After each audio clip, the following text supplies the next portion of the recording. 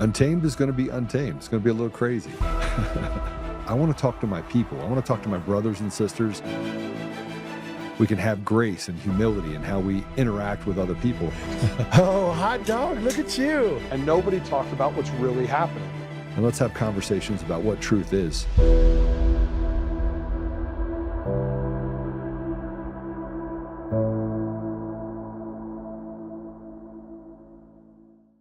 Mr. President, it is time to treat America's elections like the critical infrastructure that they are. We do not have months, we have days. Mr. President, our own government and your administration has documented vulnerabilities in election systems and identified foreign adversary threats. Voter databases, poll books, election networks, and voting technology are all at risk. The authority already exists. The national emergency under Executive Order 13873 is already in place. What is needed now is cabinet-level direction. Direction of DHS, CISA, the EAC, FEMA, the intelligence community, and Commerce to immediately execute the 2026 mitigation plan found at tinapeters.us. The goal is simple and absolutely achievable, Mr. President. Secure and reduce electronic dependence wherever possible. Preserve physical paper evidence and independently verify electronic results before certification.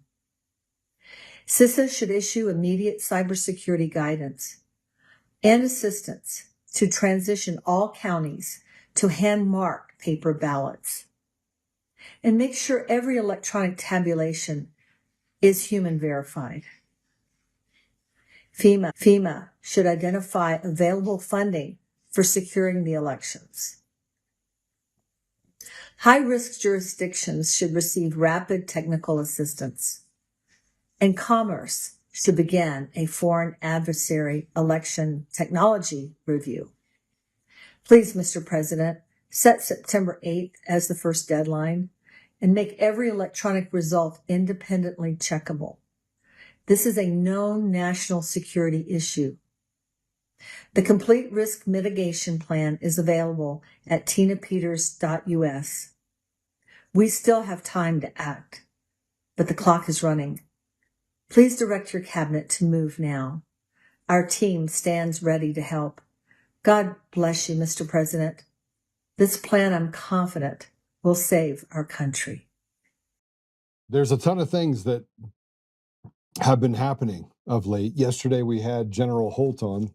Today we're going to have Juan O'Savin on.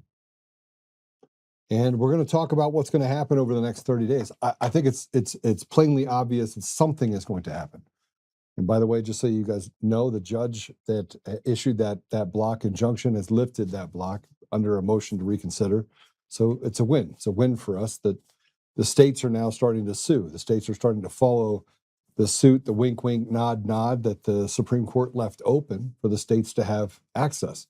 They didn't answer the question. They should have. They should have answered the question that the voting machines are critical infrastructure that should be treated as such. We keep talking about machines as if that is the thing that we're chasing. Let me just tell you what we're chasing, just so we're all clear what we're chasing. We are chasing our own sovereignty. We are chasing the ability to have free will, to be a free people. We're not just talking about an election system and that they elect people to represent us.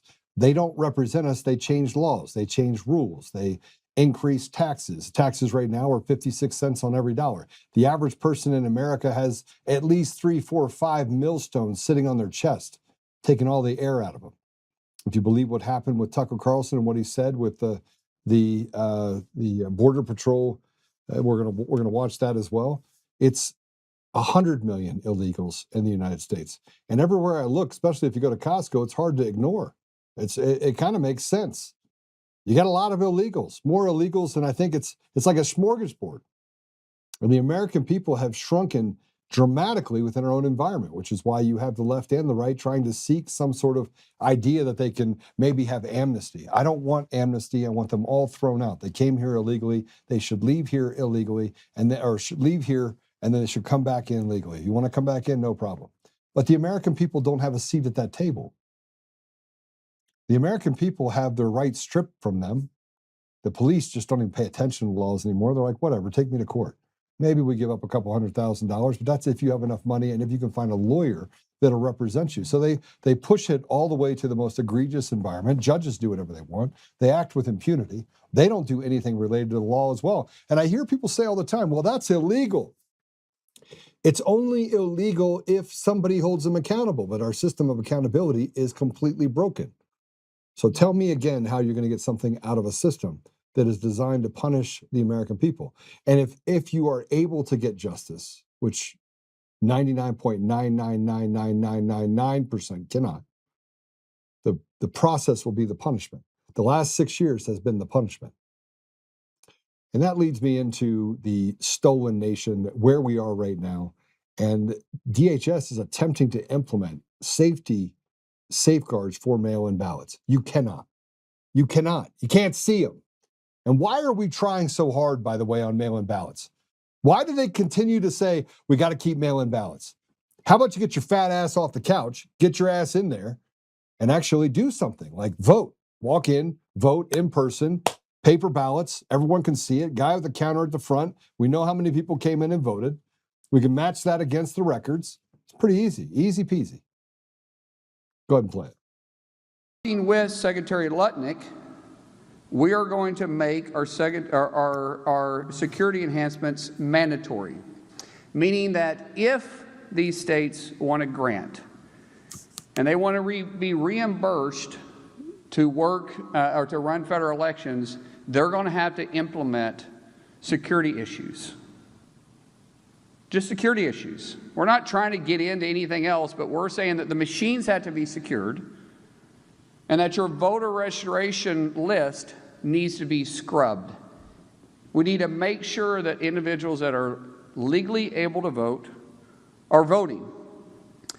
We know that Iran hacked our state voter files and attempted to compromise, is the best word I can use, our systems where military members used to vote. So we're working with Secretary Hegseth and the DOW to safeguard those systems and protect our military voters. Yeah, I call bullshit. I'm just going to tell you right now what he said's a lie. You can't secure the machines because the machines were designed to actually defraud the American voter. And it doesn't matter who you have on the voting list to make sure the voting list, they knows what are called zeros and ones. I mean, I could pick this apart. I could pick everything that they've had apart within 3 minutes. And you have national security experts that are out there, NSA, DNI, that would do the same thing. They would look at this and say, this is nothing. This is lipstick on a pig. And that's what it is. It's lipstick on a pig. It's not real. It's not. This isn't real. This is not us. And here, let me just tell you what's happened. The Democrats and Republicans got together and said, listen, you Republicans are going to lose power too, and it's going to be handed back to the people. We can't have that happen. We need the slave train to continue. We need to be able to feed off the flesh of the American people. And if there's accountability, then we'll have to tighten our belt and we'll have to stop giving money to all your friends. So here's what we're going to do instead. We're going to come in and say, we can patch the machines.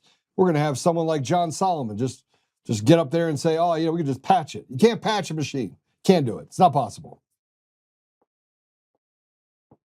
We have a problem with the fact that it's not about actually creating justice or creating a path, because the path is very simple. Hand count paper ballots in person, make sure you have an ID. You got to be an American system, prove it. There's no mail-in ballots. And we make sure that we shrink our precincts, increase the size of them, pay people from the community a lot of money to sit there and watch it, get rid of poll pads, make sure you're a citizen, and that's it. It's pretty simple. And guess what will happen? We'll have free and fair elections, and the will of the people will be heard. And I don't care if you're a Democrat, or Republican, or Independent, this should be something that is pretty easy to see. And here, by the way, all the stuff that's happening, you can tell that it's chaos on both sides, and both sides are playing to try and create a negotiation tool in the public air, public spectrum. Here's Attorney General Phil Weiser of Colorado, who went on CNN last weekend because he's trying to protect elections. Look, you could be the biggest retard in the world and know that the things that they're saying that they say aren't real. We need to protect mail-in ballots. For what reason?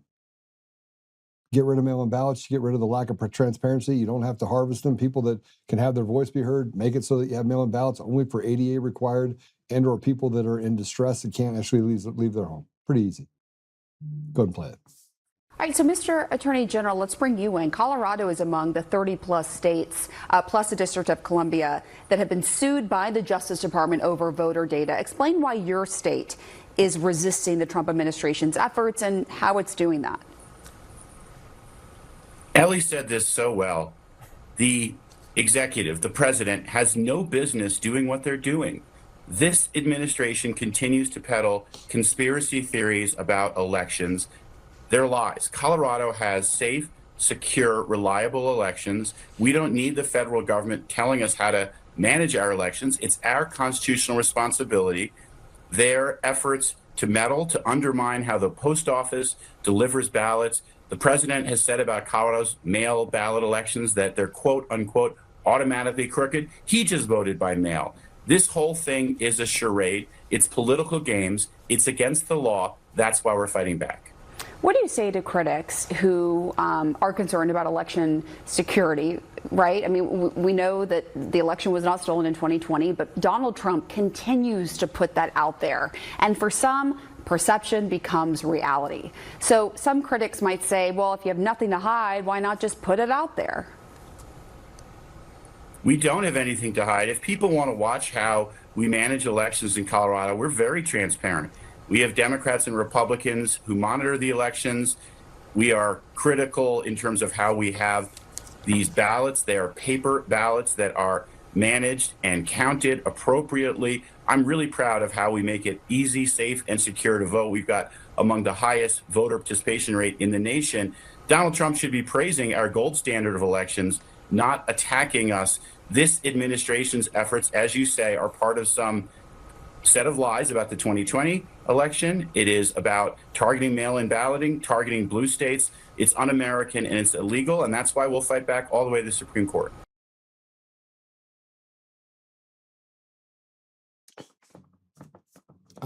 You have modes of deception that you see out of people, and he exhibited all of them. All of them. Every one of them. He doesn't even believe the words that he says. Conspiracy, lies. Phil Weasel Weiser is a traitor. He is responsible for the largest corruption case in the history of the United States, or the history of Colorado, currently.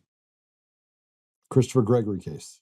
The OARC has more interest in peddling and getting rid of and hurting lawyers and standing up for people that rape their own children. The guy was sentenced to 60 years in prison, wrote a thing to the OARC. They're investigating it. They want to get rid of this because they found out that the attorney is actually a conservative. True story. And here's more, by the way. Here's Harmeet Dhillon explaining the Trump's executive order and how it can't really be challenged. But it is being challenged, and Colorado is going to do the same thing they did to Tina Peters. I'm going to play that video, by the way, sometime next week, where I have you listen to the conversation between Matt Crane and the investigator when Tina Peters was unlawfully persecuted. Go ahead and play this one. You're absolutely correct. So there was a pair of injunctions in federal court regarding this executive order, and meanwhile, the Postal Service went ahead and drafted some regulations that would go into effect if and only if these two injunctions were lifted, which of course only happened in the last few minutes. And so now what the Supreme Court ruled in the last couple of days was that the litigation was premature. There was one by a group of states, including California, and there was another by the League of Women Voters. That was the one that was lifted this afternoon. And so the ruling by the court was that the litigation was premature, and now that regulations have gone into effect, there will be a fresh set of litigation, as you just mentioned, and the court will then look at the merits. But the court did, in lifting the injunction, make a note that the United States has equities here as well. We have elections to administer, and I think this regulation is eminently reasonable. After all, non-citizens are not allowed to vote. They have no right to vote. And so I think it's really a heavy lift for the challengers to this rule to claim that somehow anyone who has a right to vote is being impaired by this very common sense legislation and ruling that actually only protects the fundamental right of only American citizens to vote. This executive order, I should say. Well, without any further ado, obviously there's some things to come out about what's going to happen with things going on in the elections. I think all 50 states, the elections in all 50 states are fraudulent. Don't concentrate on one. They're all designed to actually favor one party or the other. You have ranked choice voting and a bunch of other stuff. But we're gonna discuss that with Juan O'Savin right now, and he's probably going to tell us a little bit about what's happening in September as well. So Juan, welcome to the show. Hey, Joe. Good to talk with you again. We both have such busy schedules, and you've had just some fantastic guests on. So it's been fun. You're killing it out there. And then, I don't know, you didn't leave any meat in the bone for me to chew on. I mean, you already covered it all. I got to tell you, it is, we keep going through these same steps and talking about the same things over and over again. And you have someone like Phil Weiser that can get on CNN and say that there's nothing to see in the elections and that they have the safe and secure elections. He didn't go to the gold standard because I think that he's been told to stay away from that term again. But he is parroting the same thing while knowing that he doesn't have a foot to stand on. He doesn't have nothing that they say is true. And the evidence is overwhelming. Well, the first thought that came to mind when he was talking about this bullshit, I was thinking of Tina Peters. So with almost no time to spare, I mean hours, we were able to get help from one particular group over there at PPN, got over $250,000 of donations to go in and to do a recount of one location on the vote where Tina Peters was running for Secretary of State, to see if, in fact, there had been some stuff that was done wrong. We sent Mark Cook up there because they announced with only hours to go whether they were going to do this, test recount. It cost us over $250,000. Yeah. And shouldn't have cost us a cent. Got there, and the way that the recount was done was totally fraudulent. Met no criteria for a recount. All they did was do a validation that machines were supposedly working with a non-valid method, a non-certifiable method. So then the recount that they did in this one small area, they didn't even do a recount. At some point, that's going to get revisited. Colorado's on notice. We're coming for you. But the reason that I say that is because if you can't even do a simple, tiny sliver of a recount according to the rules, how can you do a whole election?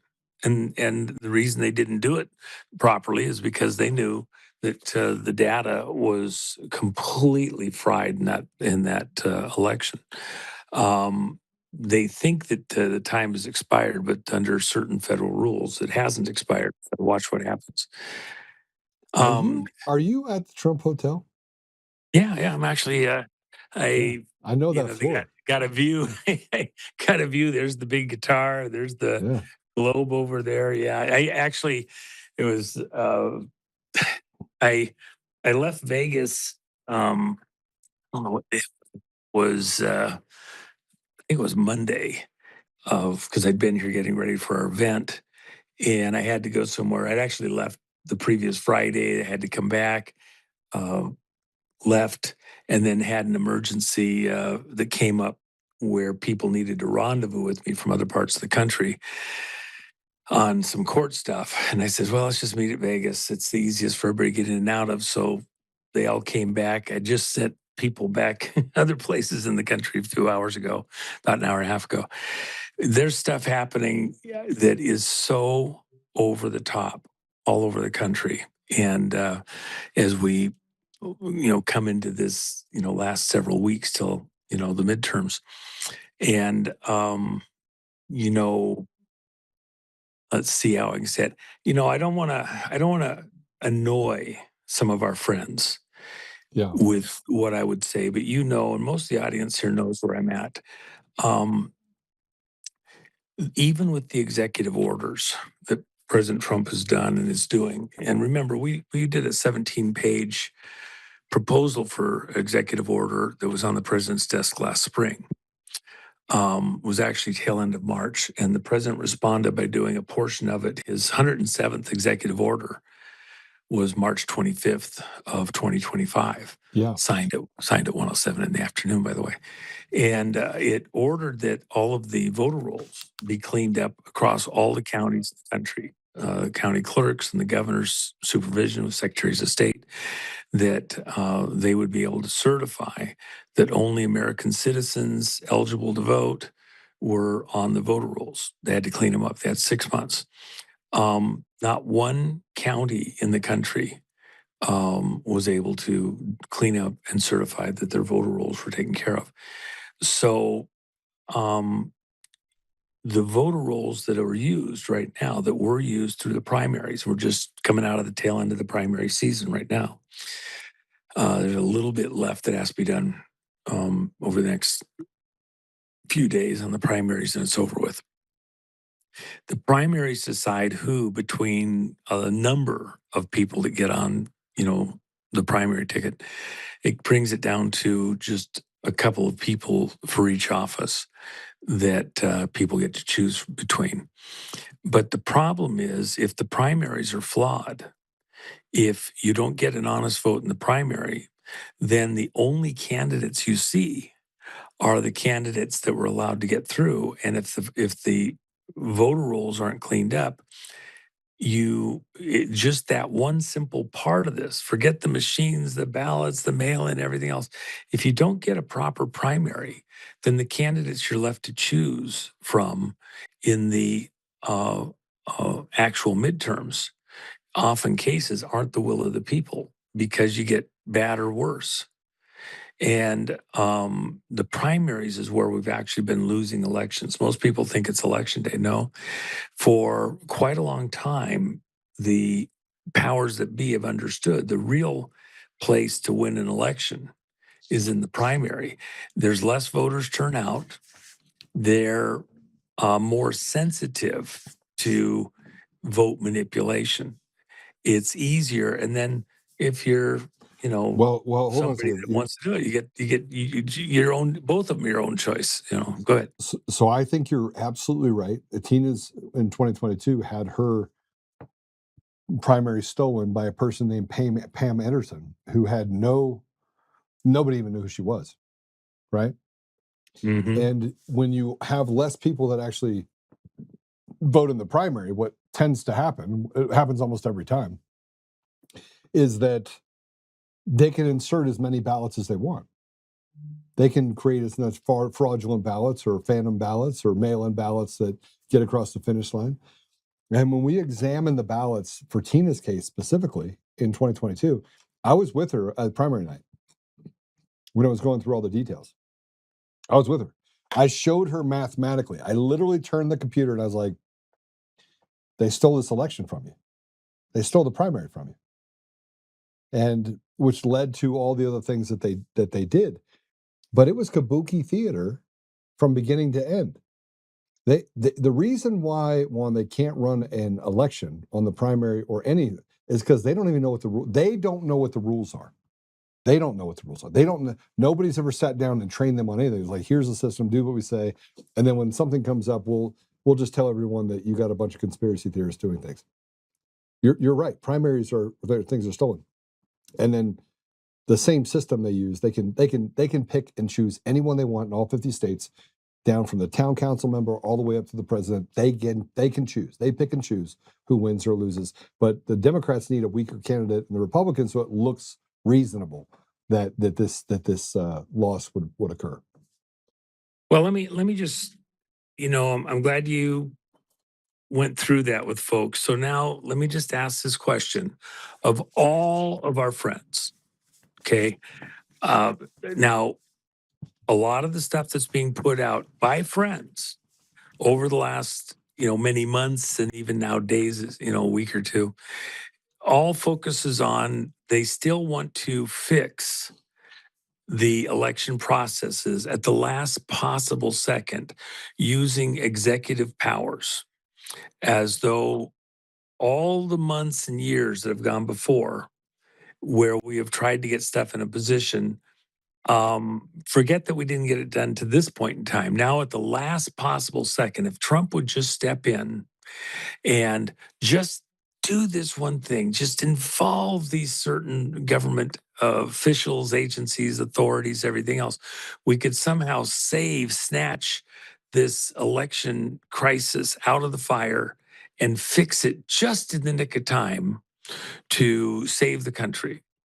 And the only thing that I then respond, I had Peter Tickton on the stage at the Fraud Fighter Summit back in June. And if you listen to that interview, you can go watch it. It's online.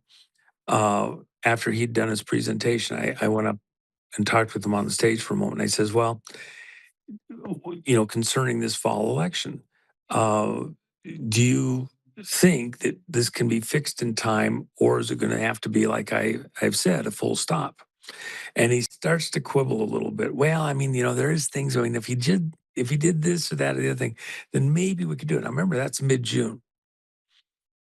And I said, but we already have a bunch of primaries under our belt and a few more coming off right then and there. If you've got fraud in the primaries, how can you run an honest election in the fall? And now you have even more primaries. It says the only solution is a full stop. And then go back and fix the problems. You're going to have to rerun those primaries. And he says, yeah, you're right. Yeah, I know you're right. You're right. Blah, blah, blah. Okay. Has anything changed since mid-June? We've done more primaries. The voter rolls haven't been fixed. So you're going to fix the voter rolls at the very end, but the only candidates you have are in many cases, not everyone, but in enough crucial ones, they're critical. So let me just add this one thing. I was dealing with a particular situation. One of my guys, my chief of staff, Matt, and I were talking about this morning as we were working through issues related to the Storm Summit that's coming. And by the way, there's something I'll tell you before we go that's really cool that just happened. But I said, there was a particular incident that I was directly involved in. And I put out a white paper as it happened on what I was concerned about that had to be addressed immediately. And there was a full grounding of aircraft of that particular make within the military stuff that happened a short while later after they understood what the issue was and what the risk was. When you detect a problem within operations that could, have loss of life, loss of aircraft, things like that. It could be on a carrier.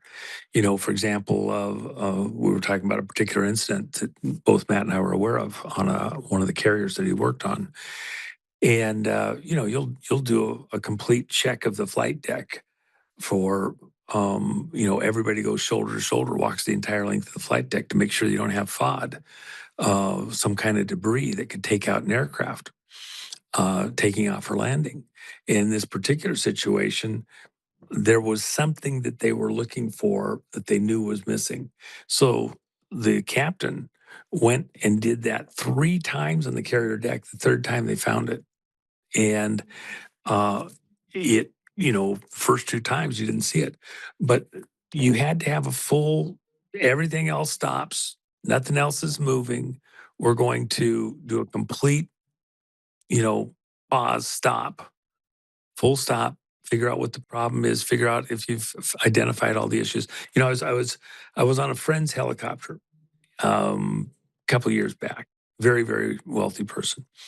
And we had flown on the entire border, Mexico to the U.S., and stopped and talked to sheriffs in various places and examining the border stuff. And we got back, they were dropping me off at a particular airport before I would go to this other thing. And I had the pilot there. And I just happened to ask him, I said, shouldn't we do one more walk around on the helicopter because we've flown so long today? And before you go back to home, because that's still another 45-minute flight, would you do a complete walk around? I say, I'll do a cursory look, but I don't normally do that. I'll do that when I get back and complete everything because I think we're fine. And this is a very expensive helicopter. And so I says, well, why don't you show me what you would look for as we go through? So he's pointing out, well, this is 1, this is 2, this is 3. We get to this one thing on the, this is one of the ones that has a ducted fan on the back. And so he's telling me that we look for stress crack and in this blade route. And because I crew chief on one of the fastest, probably the fastest jet car in the world, I understand these things. And so I'm looking at it and he said what he was looking for, and he's on to the next thing. And I kind of stood there and looked at it. I looked closer and I said, oh yeah, I see 1, 2, 3, almost every blade had a stress crack. It was very, very minute. And I called him back and he says, is that what you're looking at on the stress cracks? And I get my phone up there, take a picture of it. And he's looking at it, and then I'm blowing it up on the phone. He's like, oh shit. And yeah, helicopter's grounded. When they got back to the manufacturer, they had the repair on that helicopter was like $600,000. And every single thing in that area, and then some other areas, I found other stuff that had some maintenance required. But you had to pause and have a different set of eyes. He had probably seen that and not seen the problem and walked right past it. When they looked at it, they said that those probably were 20 to 50 hours old since they had started, and they were on every single route. He never saw it. I actually think he didn't have near-in vision because he'd had an eye operation, and so he wore glasses to read, and he wasn't wearing his glasses when he walked around that helicopter, so he needed a different set of eyes. Elections are not that much different. And at this moment in time, with the national security at stake, that people could continue to be in power or get into power who do not have the best interests or the Constitution in mind, the contract between the American people and their government. They have their own monetary interests, political business interests, et cetera, in mind to feather their own nest. At this moment in time, knowing what we know about the problems in the primaries all across the country, people screaming bloody murder all over the country, you're not going to fix it between now and Election Day. You are not going to be able to do anything of substance to fix it before Election Day. You can do cabinet people, you can do all the various government people on, even, we're going to go to paper ballots. No, you're not. The reason you can't is you can't certify at this late hour. You cannot certify across the nation at this late hour a hand count paper ballot. And even if you could, the problem is that I have to send a call to outer space there. The problem is, even if you could at this late hour, you've already got fraud in the primaries. You can't fix those primaries right now. You're just going to go ahead and put people into office that you know didn't get there through a legitimate primary ballot vote. Are you kidding me? So Juan, I think we have to. But by the way, I got to tell you, over the last 3 weeks, I've gotten incredibly calm, because I've already smelt the dirt. I already know what comes next. Right? I've gotten to that point. I love the way you put that. Okay. I've already gotten to the place where I'm okay, right? I mean, but God, I think God is going to do some incredible things. I think President Trump is. I feel like the next 30 days are going to be revealing in a way that we never thought would be possible, right? Mm-hmm. And we know that the elections are fraudulent. We know that there's kabuki theater.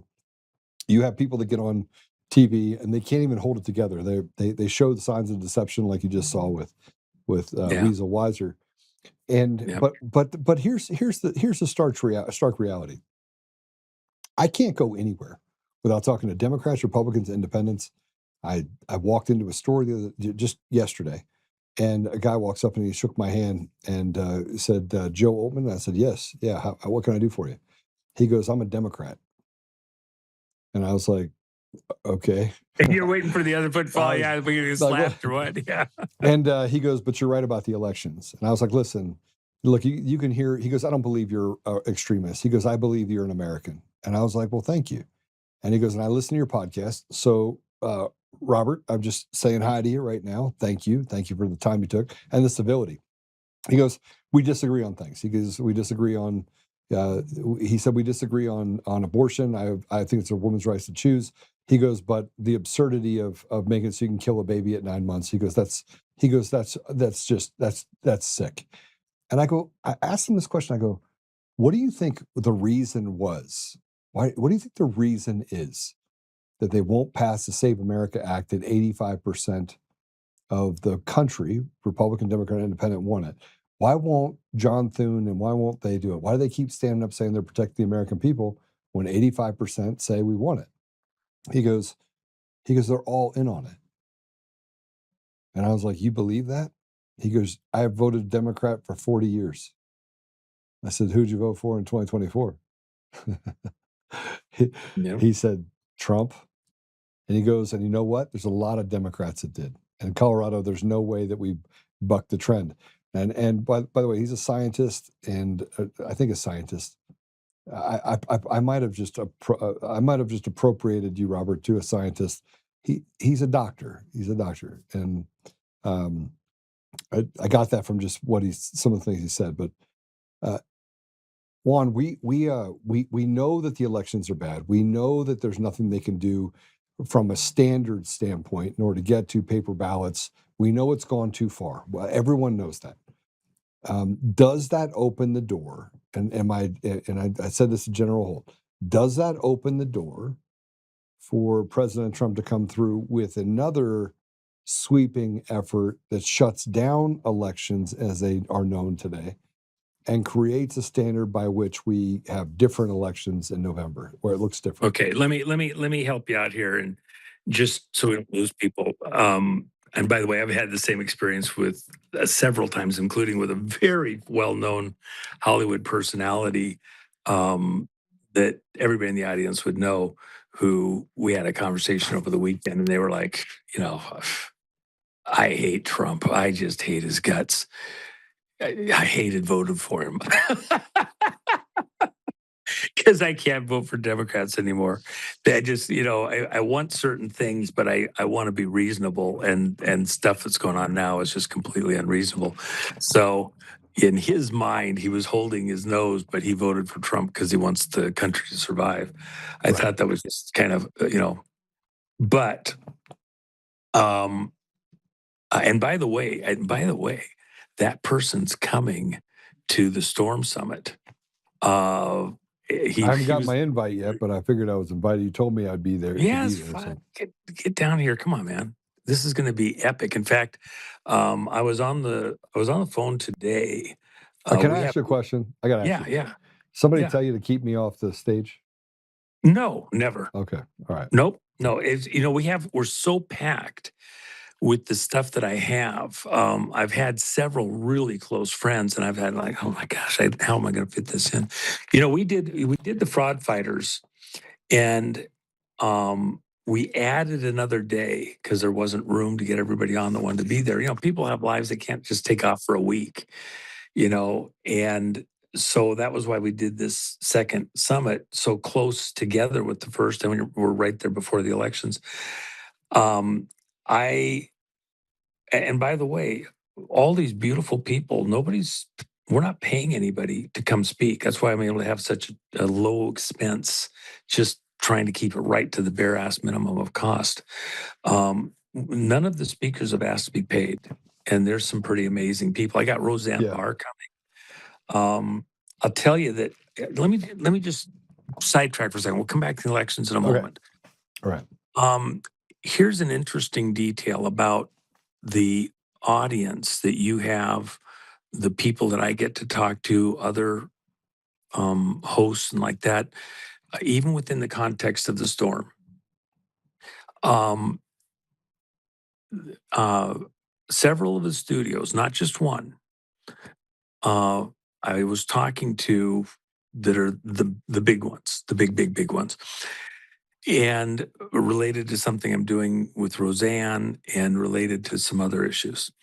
And they said, the problem is in looking at our penetration into red state markets, we have lost so much ground.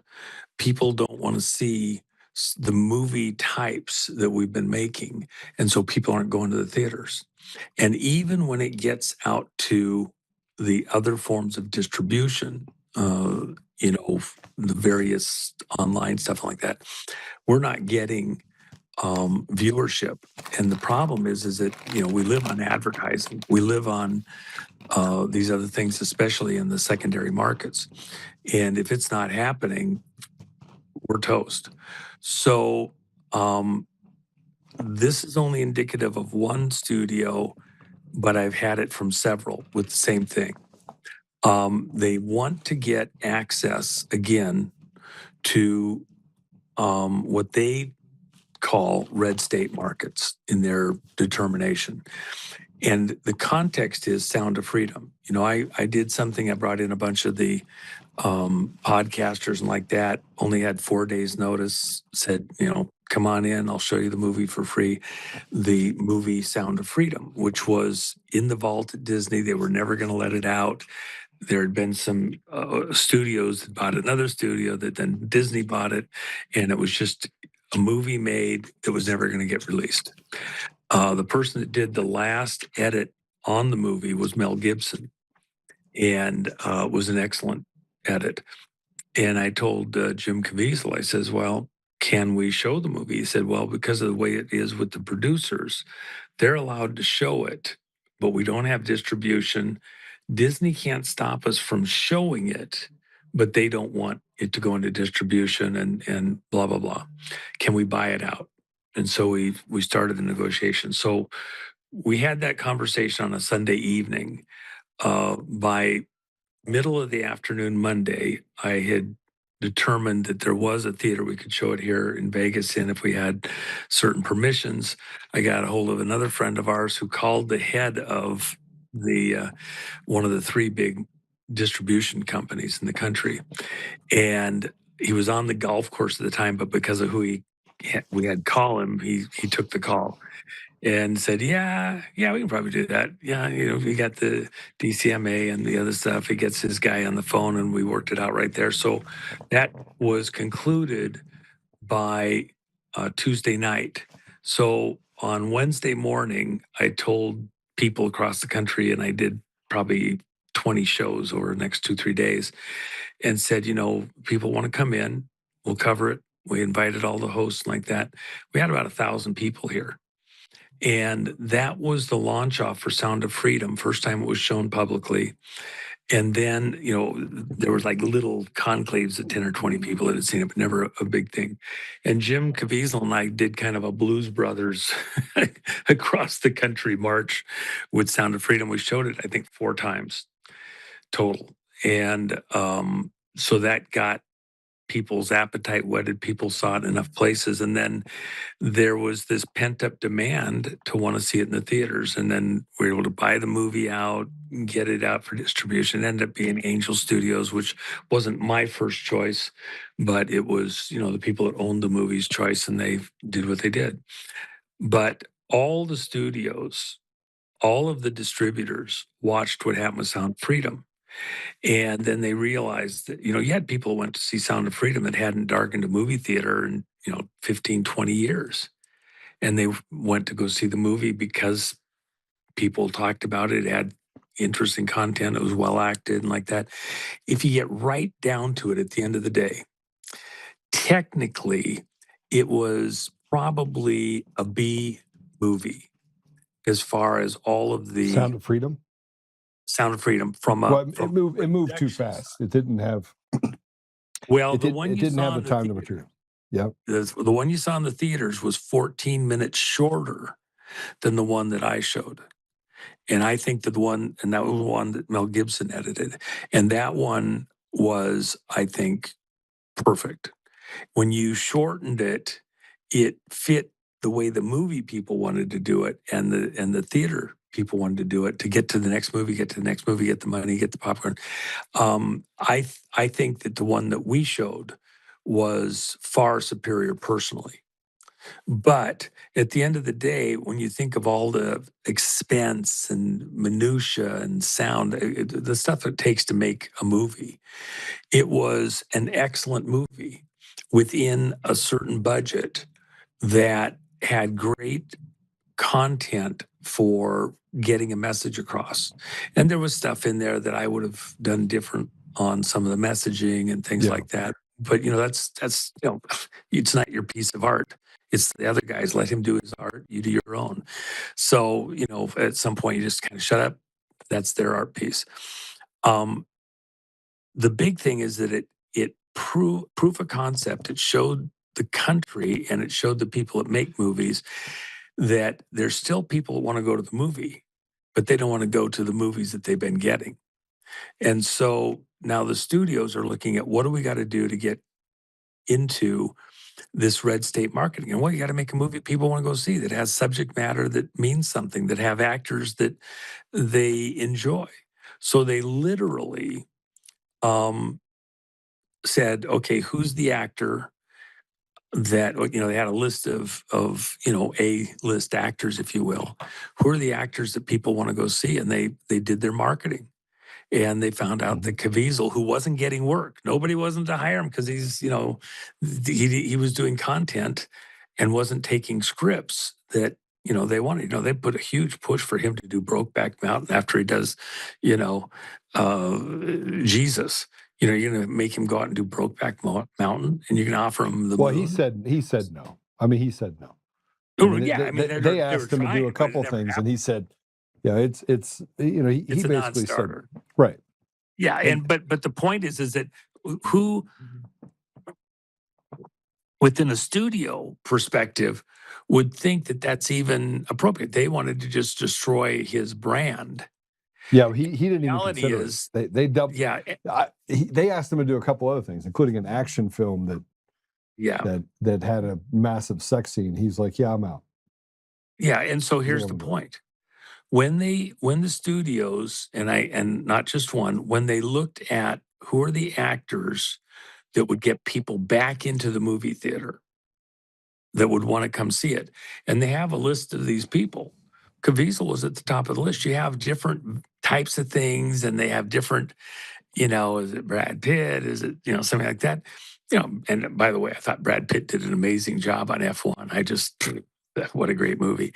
But the point is that you have different actors that people will come out of the woodwork to see. When you look at a broad cross section, Caviezel was top of the list. So they cast him in a couple of movies. This one movie that he's going to be out in November on, which is Ghost Patriot,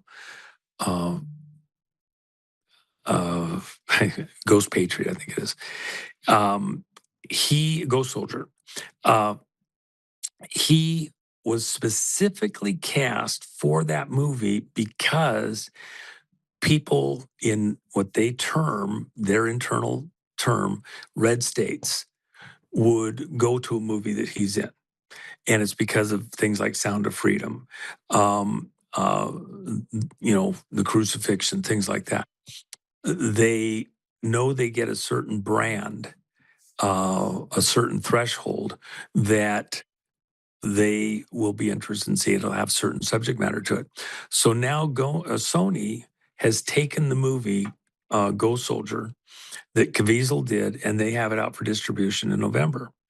Then Sony went an extra step. This is really pretty unheard of for this audience. Think about this.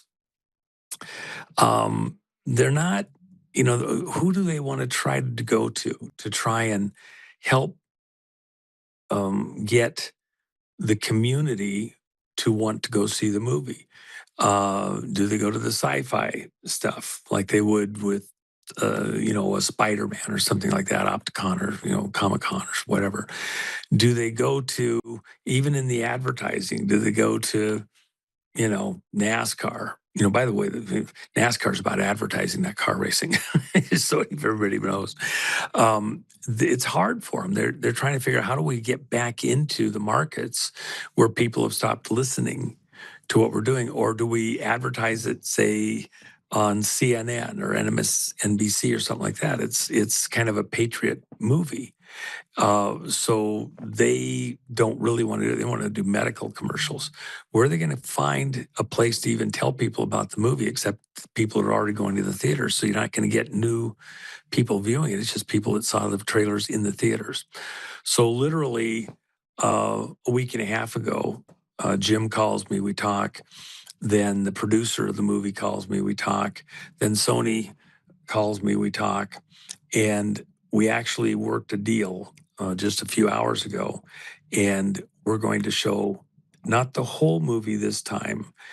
We're going to do some other stuff later. We're a little bit tight on this, but we're going to show a portion of the movie plus the trailer, and have the producer of the movie here at the event at Storm, exclusive on the planet, the first time anything other than just the trailers being seen anywhere, and talk about Jim's new movie. Well, we're also doing Dark Horse, the whole movie, here at the event, which is about President Bolsonaro in Brazil. We'll have the producer from that. I got Roseanne out here. She's doing exclusive. She asked, Roseanne, by the way, she was going to show the first 2 episodes of her TV show that's coming out. They're not quite through the editing and sound stuff they got to do, and the music and all that. So she's doing a portion of her show, and then she's also going to speak a full presentation that she wants to talk, like she did for NBC a few years ago. Doing it here for us, it's going to be epic. And then questions, answers with Roseanne. So it's actually quite amazing. That's 9/11. Got Tina Peters coming out here. She'll be talking what her thoughts are on the election and what the president has to do. The White House is watching this. We're last up before the midterms here. So, but let me just add this one thing, Joe, that you were asking about what can and has to be done and all that, and there's all sorts of things. I'm pretty well on the record. The only way that this works, and what people need to think again about, because you've already got fraud in the primaries, and that's a harsh word, but it's an accurate word. You already have the primary screwed up, and you can't unscramble that egg.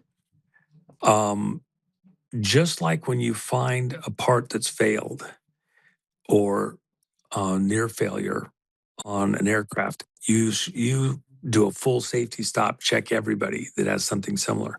When I found that problem on the blade on the helicopter, they told me that they went back to every single one of their helicopters and ordered everybody to go re-examine their stuff. And they found a half a dozen others that were in that same window flight-wise, and nobody else caught it. I just happened to have good eyes and knew what I was looking for, because, I run similar stuff on the race car.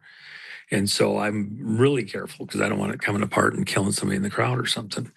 And or a driver or something like that.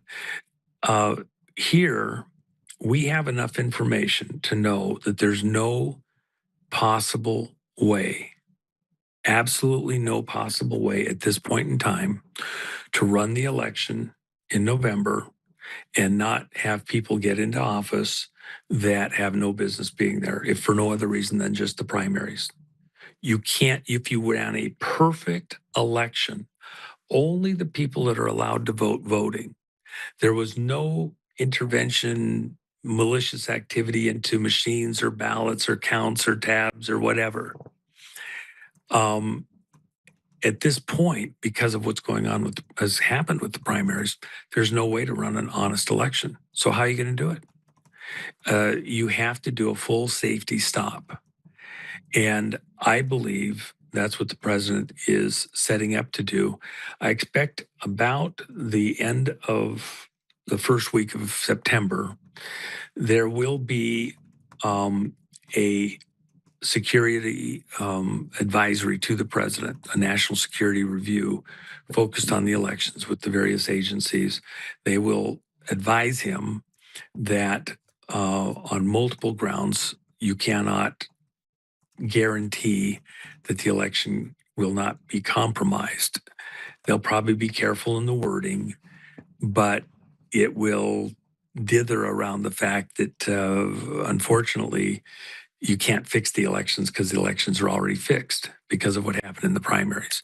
And nothing functionally since the primaries has changed in the way the actual elections can be run. You can bring in every administrator, every policing agency, every intelligence agency, implement everything they want to do. You still can't secure and certify the vote from November. So do you wait and after the vote, come in after the fact, and then say, well, we didn't like it. Well, we found all these problems, and do like we did in 2020, and then have all the pressure in the world to just go certify it anyway? Put those people into office. It's after the fact. It's, trying to get the horse after it's out of the barn. The only way to stop where we're at right now is, and it looks like a coup, by the way. Well, Trump didn't get his people, so he just wants to stop it. No, the system, the methodologies are compromised. The only thing that actually is appropriate at this moment in time, my opinion, you have your opinion, others of our friends have their opinions, is a full safety stop. You cannot proceed. You cannot take the chance that you're the only helicopter with a problem. Everybody needs to stop and look at their situation. And nothing of substance has been changed from 2020. A lot of talk, a lot of Brownian motion, no precise vector, lots of splash and drama and everything else. Nothing substantive has changed. A full safety stop, and then go back, redo things, and rerun the election. It's for national security because others from outside the country, plus people inside the country who have self-interest, are manipulating the way the elections are run and the outcomes that are allowed to occur. And so a full stop is the only real alternative. And by the way, I used those exact words a number of times over the last year. I used them on the stage at the Fraud Fighters with several of the people that were there, including Peter Tickton, President Trump's friend. Yeah, he's my attorney. Well, he's doing a good job. We really enjoy each other's company. He's going to be there too, by the way, with his wife. So, in fact, they've given him a room right down the hall from me here at the Trump. But the reason that I say all of that is you have to have military authority to do what needs to be done at this point in time. You can't do it as command or as a chief of police. When the president's operating as the president, he's like the chief of police, looking for internal things in the community that need to be policed, dealing with citizen matters and things like that, and crooks and criminals within our midst that need to be, stopped, apprehended, whatever. But we've been attacked, and this is why that Thursday presentation of the nation a month ago was so critical. He stated for all the world to hear that it was China. We know, for example, with AWEB being run out of South Korea, that's a Chinese operation, that they're in 111 countries around the world, 121 vote centers around the world to cook the votes. Okay, there's huge drama going on in Zambia right this second with AWEB involved in it to take down a whole government. With all of that in mind, what we're really looking at here is a militarized vote counterfeiting operation. Counterfeit votes are way more valuable than counterfeit money. Orders and orders and orders of magnitude, because if you get the vote, how the money gets spent, who gets to spend it, is in the hands of the people who get in those elected positions all over the world. And it's a global threat. 111 countries, more than half the world is under the thumb of people put into power through fraud that aren't the will of the people in each of those jurisdictions. So the only correct response isn't as administrator. It's not an administrative response. It's not a chief of police response. We're under attack. The only proper response at this moment in time, with the proper authorities to bring a full stop, are not within the policing and internal mechanisms of the country. You can't correct what's wrong with the vote system legislatively at this point in time. It's too late. You can't affect it at the county clerk level. Those executive orders, those EOs, all of them have shown that the corrective action that's required, that has been ordered administratively into the system, have not been complied with. It's like the pardon for Tina Peters. The state said, well, that's fine. That's a federal thing. We run our own operation here. We're not letting her out.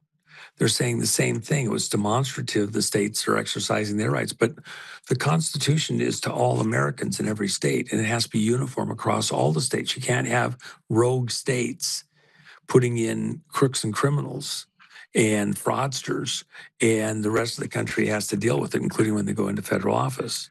But Juan, that leads me down a path that I think we have to talk about, right?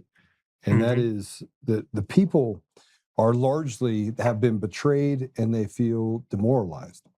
And I'm sitting here watching the comments as we're talking in certain areas. By the way, say hello to the Roku. Roku has become one of the biggest boons for us.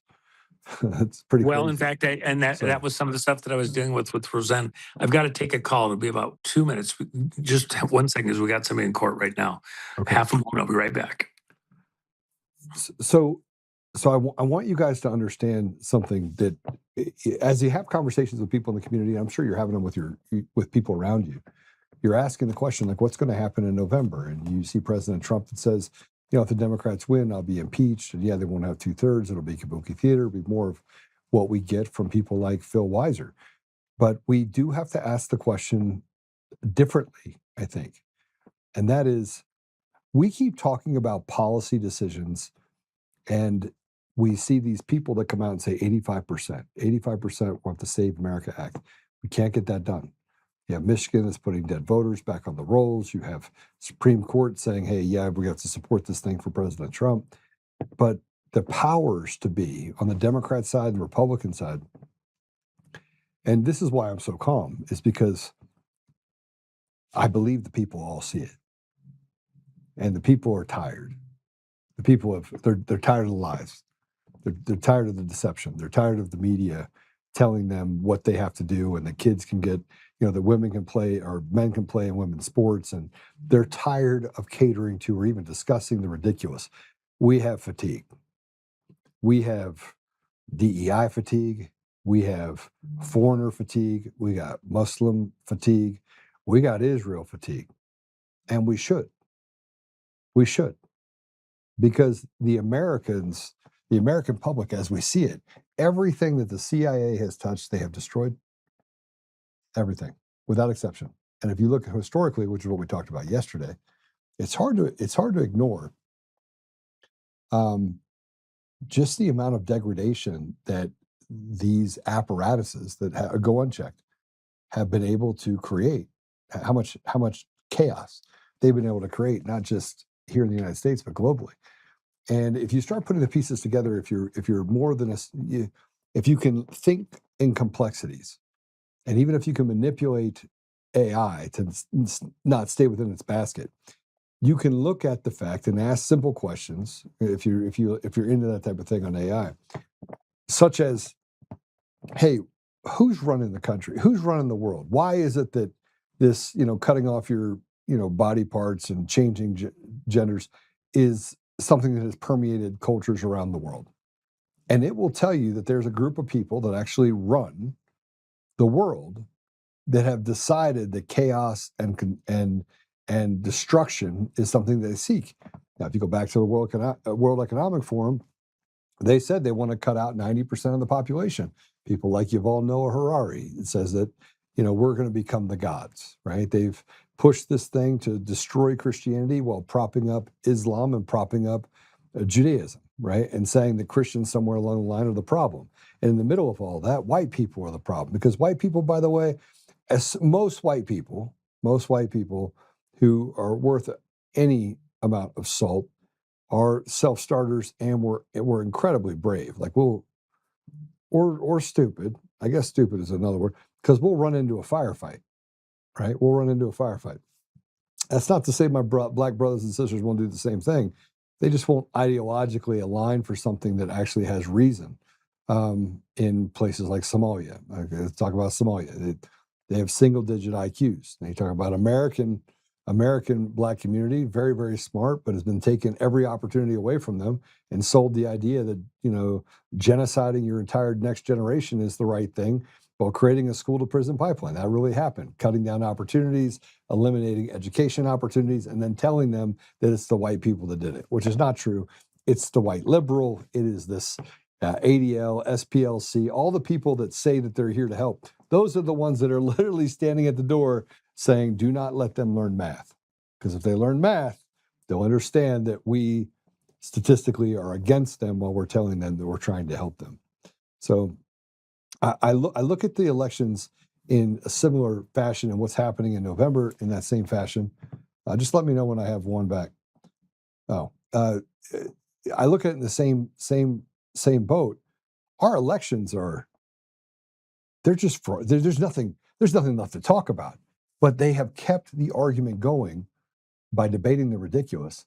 And frankly, we haven't worked the problem yet. We haven't gotten to a place, we'll talk about it, but we're not going to be about it because we know what comes next. And I will say it again for the John Nances of the world and Kardashian Patel. I want to say this very clearly, okay?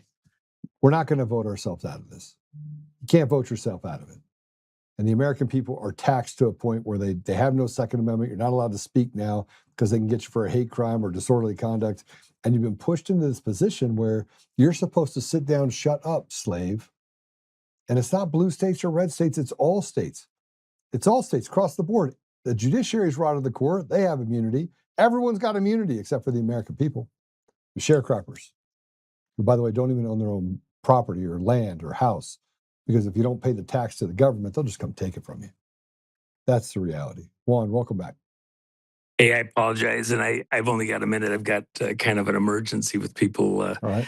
preparing for a court thing here in a few minutes. But let me just say this: rather than say it as just a declaration statement, it's got to be my way or the highway type of thing. Do the mental gymnastics is what I would ask your audience and some of the other great podcasters that are out there, et cetera.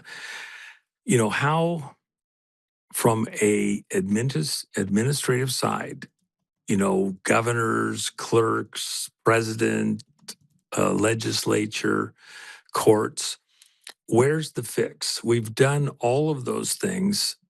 We're in really a national emergency situation where the viability of the nation is on the line. We've been invaded. You can blame it on whoever you want to. I don't care. The fact of the matter is that on the numbers, we're on the ropes. And, I've talked about somebody that was pretty close to me that'd been doing work with me for 20 years. I didn't know he was here illegal. His whole family's here illegally. He had an honest conversation with me over a year and a half ago. And I said, the only real way he wanted me to, help him politically or something to somehow fix the situation. I says, only way that I know of is you have to leave the country. You take your family, you leave the country. He had a ranch he'd been paying for in Mexico for 20 years. He'd been here for like 22 years at the time. And I said, go back, start the process, including your kids that are in college, to come back in legally because they were born outside the country. He brought them over, 2 young kids that are in college here. Go out, apply, and come back in. America's going to want and need a huge majority of those people for what's being done as we reindustrialize America. But you come through the front door, you don't have to look over your shoulder. We're not going to be not needing those people here. We need many, many, many of them, most of them. You just got to come through the front door. And the ones that are the true bad guys, we got to be able to weed them out. And you're not looking over your shoulder. Your kid's not looking over his shoulder. You do it the right way. Beyond that, the only way even there that you're going to be able to move the people out of the country, which, the number they used internally is 107,000, by the way. I thought that was 107 million. I mean, it's over 100 million. It's 107 is the number that's being quoted internally. So in the course of doing that, what context are you going to get from a normal, this whole audience suffers from a normalcy bias. There's parameters that outside of that normal, you just can't, they can't conceive of something that exceeds it too far.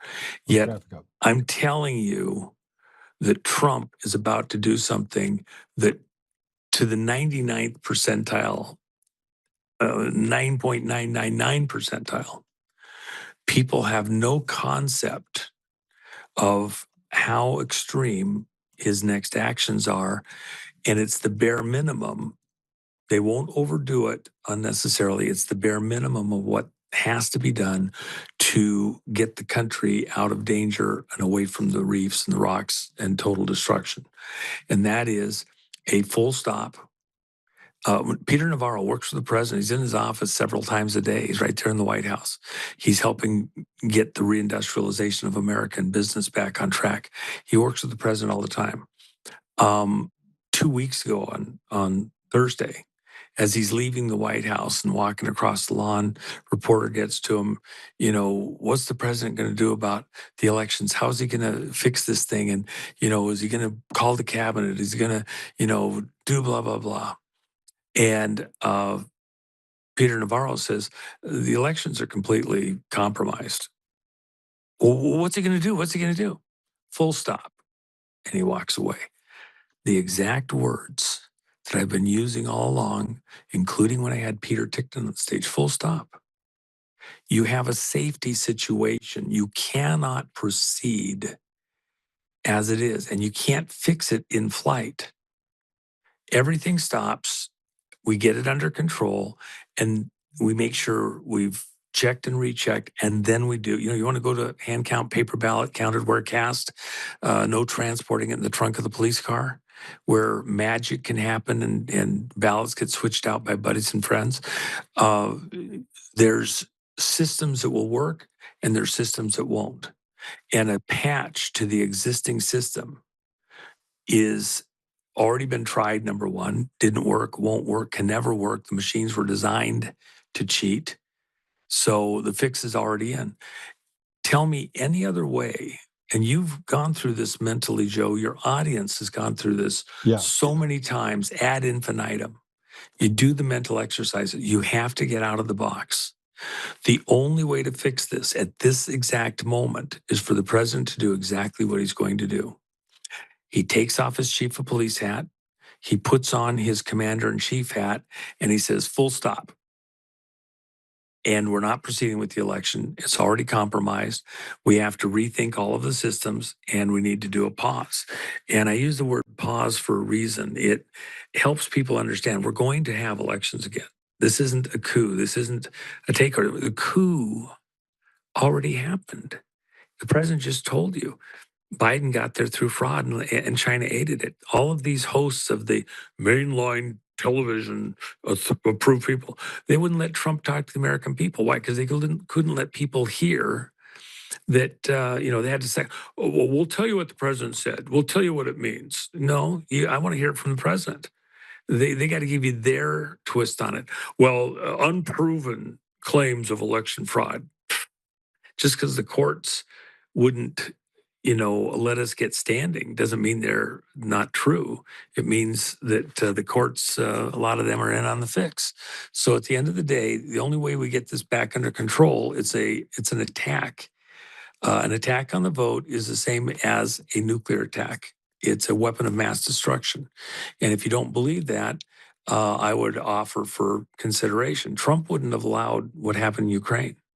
You have millions of deaths in Ukraine. You could have blown up Ukraine with a couple of nuclear bombs and not killed as many people as have already died in that conflict. Trump wouldn't have let that happen. And that did happen because of who was in power here in the U.S. at the time with the Biden stuff. So, and by the way, just last thing, and then I apologize, but I've got to fly. I've got something cooking in the background that's urgent. Trump isn't going to declare a new emergency in what he's about to do. The emergency that's still in play, that virtually nobody fully grasps or understands, is March 13th, 2020, he declared a national emergency related to COVID. Yeah. March 15th, he sealed up Cheyenne Mountain.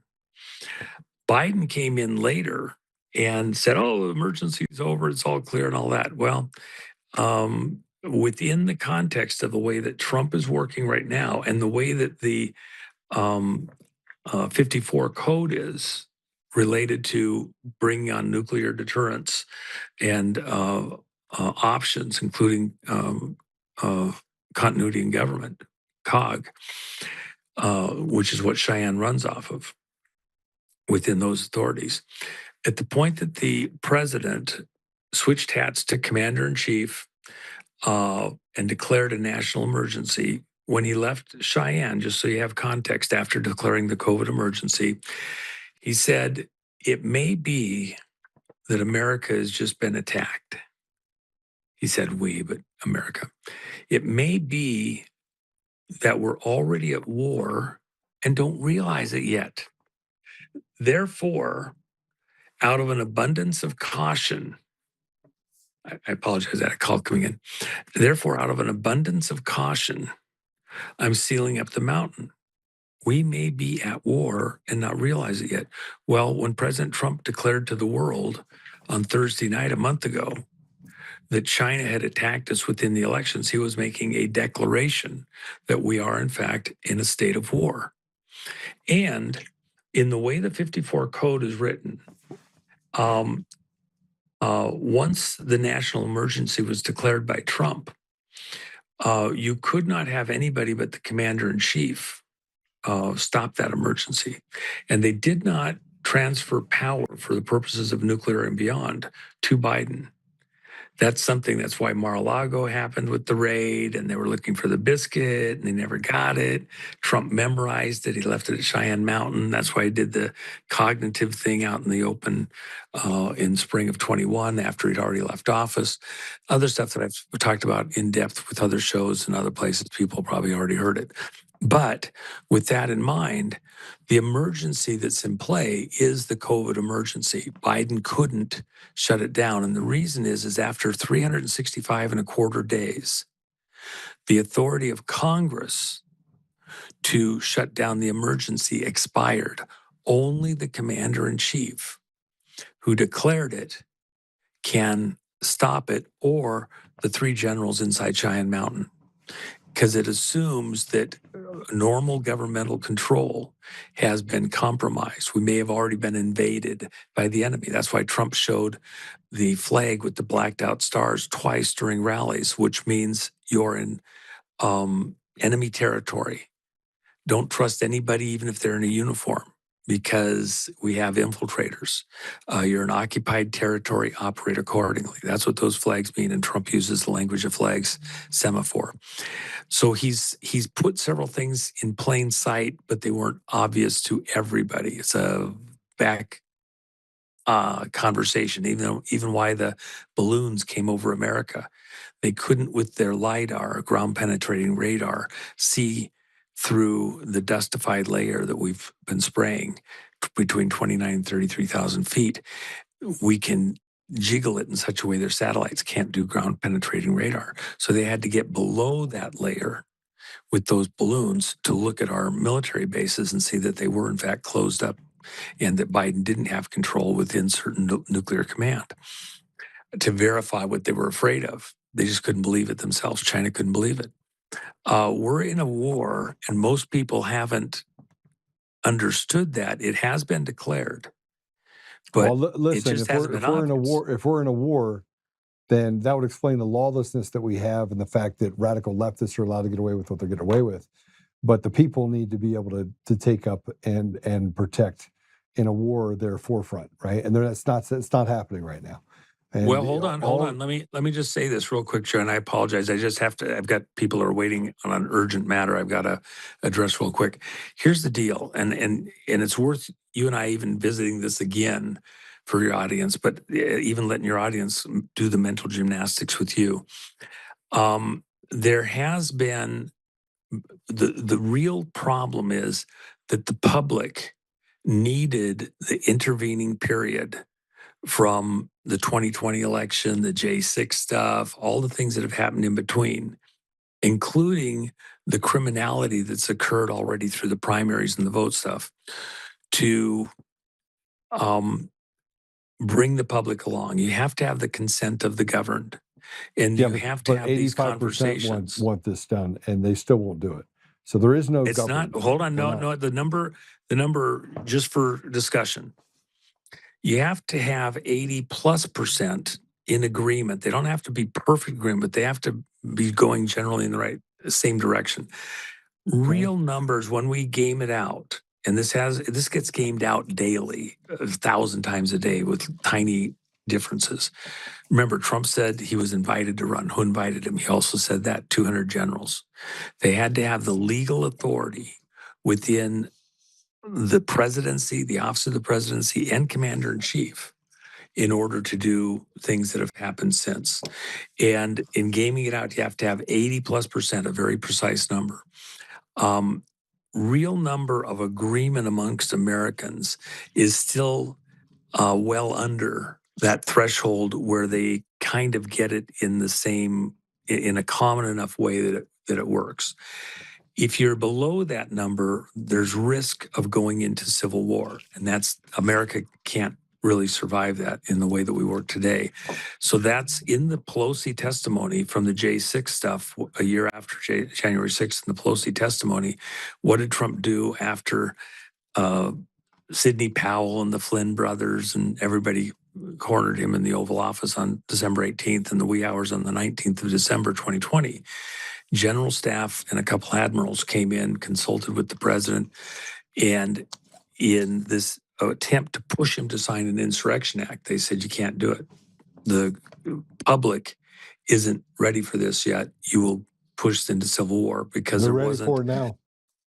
Well, we're pretty damn close. No, and I agree with you, but we can't I'm take the a data guy. I'm a data guy. I know, but let me just say this though, Joe, and just only because I'm in a rush. I wish I had more time to just fuss through it with you. We're close, but when the fate of the nation is so in peril, even an extra few weeks to make sure that everybody's in step, understands what's going on, to avoid even the possibility of degradation into civil war. You'll have civil unrest, but not civil war. If you know that you need a little bit longer so that everybody gets it in enough volume to protect us, and with the critical moves, including sending people that aren't citizens out of the country, there's a lot of steps here, including the financial stuff in the bond market, which, by the way, Besant, with what he did 2.5 weeks ago in intervening in the Japanese bond market, which is what I told people for a very long time. That's the canary in the mine shaft, because our FDIC guarantees the Japanese banks. Our Treasury guarantees the fate of the Japan and our Federal Reserve stuff. Besant started the backfill to protect that, but he doesn't have to report the numbers until November 3rd, which puts him after what I believe is going to be a declaration of understanding of the national emergency. And then let me just add this so that we can protect the economy. Let me just add this one thing. The declaration of a national emergency isn't new. I started to say this a second ago. When President Trump declared the COVID emergency, they had a year. Congress had 1 year, 1 calendar year, with a 2/3 vote of the House and Senate to overturn that and to negate the national emergency. After 1 calendar year, Congress cannot, by any means or vote, override the national emergency. It assumes that we may have been overrun as a nation. So the only persons that have authority to overturn that national emergency is the commander in chief who declared it, or the 3 generals. If something happens to that person, they're unable to function for any reason, then the 3 generals running the Cheyenne operation, which is actually 100 facilities, not just one. Within that context, the COVID national emergency is still in play. And when Trump and COVID was never about the common cold. It was always about the elections across the world to make us go into their digital stuff and everything else. It was always about elections. So we're in an election emergency. It was already declared back to COVID. We're just now coming up to speed. And you're right, the temperament of the nation, even in places that were totally blue, soaked through and through, et cetera, is going away. We're not quite there yet. And the next 30, 40 days are crucial in helping people to get there. I personally, just so you know, and so the audience knows, I don't think Trump pulls the pin on this thing till literally the last week of October. He lets the early voting start. There's others that, have been on the record. That means that the elections are not going to, that was my question. Are the elections going to happen in their purest form? Are they going to happen the way we think they are? I don't think they will. I don't think the elections will happen. We totally agree there. And by the way, just because I have to raise, we may have different viewpoints, including all of your audience. I'm saying we, us, this audience, we're talking about exactly how it may break, exactly what may be the best way. You and I, if we sat down together, I'd love to do it even with your audience and kind of mince through, well, when this happens, this happens. If we don't do this, this happens. I'd love to do that game playing. Maybe we get a chance the next couple of days. But we all know that something has to happen. You can't go forward like this or you lose the country. And so exactly what the president or commander-in-chief does next, everybody's watching. And the people like Tina Peters, these are not the riffraff. These people have done the mental gymnastics. They've been in the system. They're looking at all the problems. They have earned sweat in the game, blood in the game, the right as an authoritative person or figure to try to put their thoughts into this, to game it out, to come up with what's the solution. And so we can have some difference, but something's about to happen. Yep, and Trump's going to do it. And it's going to be stunning when it happens. And it's going to be necessary when it happens.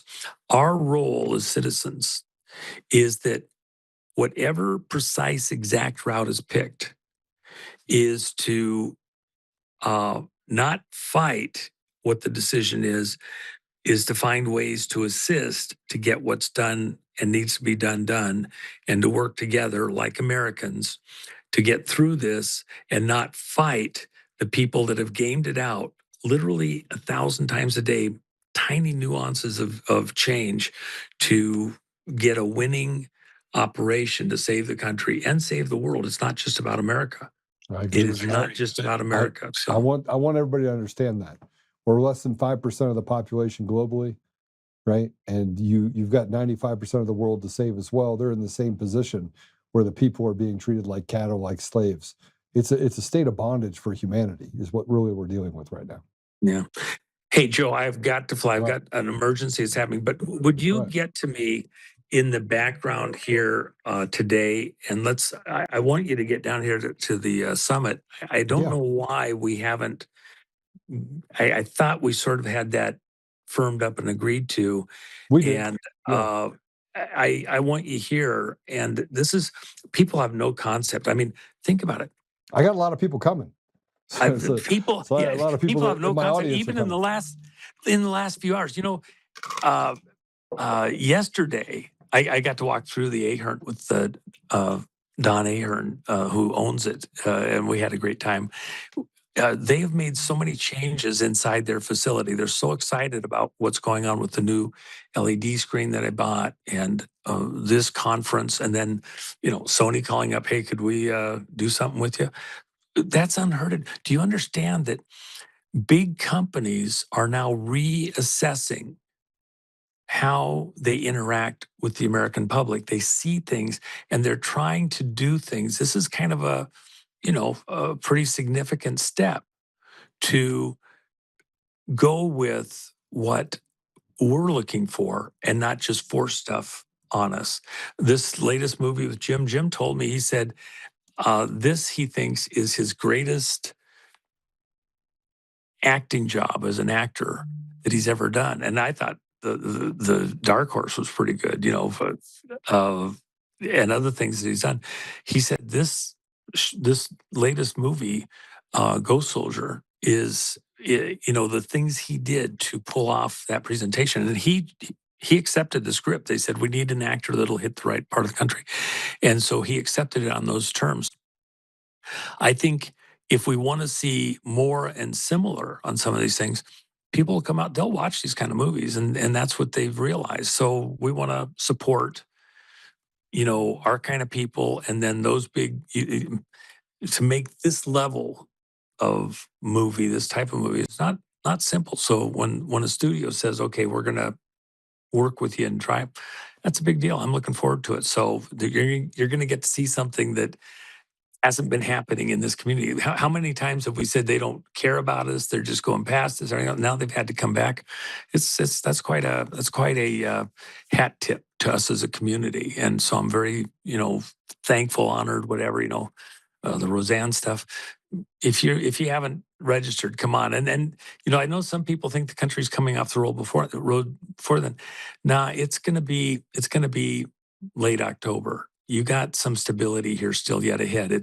Most of it's in the political arena, us people looking at the electoral stuff, but Trump doesn't pull the pin on this stuff until then. And the bad guys, they don't want to do something before then because they don't want to stir it up before they still think they're going to pull off this election fraud. So, come enjoy the time. It's the last big event before the midterms. Come enjoy it with us. And, you can go over to unauthorized.one and go to the events, and that's where you can register and get the hotels for less expensive and all that. So, Joe, let's talk later in the day. I got to fly. So thanks for letting me on. All right. All right, bless bro. you. All right. Bye. Wealth of Knowledge. Wealth of Knowledge is going to be a great event. I want to see you guys all out there, 10th through the 13th. It will be a day to honor Charlie Kirk on the 10th. Obviously, that's the day he died a year ago. September 11th, 25 years. And there's some significance to these dates. There's some significance to what is why it's happening over these dates. So I'll be there the entire time. I look forward to seeing you all there as well. Okay, let's take a deep breath for a minute and talk just a little bit about stuff. Mark Elias, by the way, is a guy that I want to talk about. He's the one that is melting down right now, and over 2 decades has been one of the treasonous traitors of our country, along with people that he's negotiated on both sides of the aisle to steal the voice of the American people. You are all slaves. There is no, maybe half of you are slaves, half of you aren't. You're all slaves. So what I'd like you to do is I'd like you to take a look at these couple words from our sponsors, and then I'll go talk to you about Mark Elias.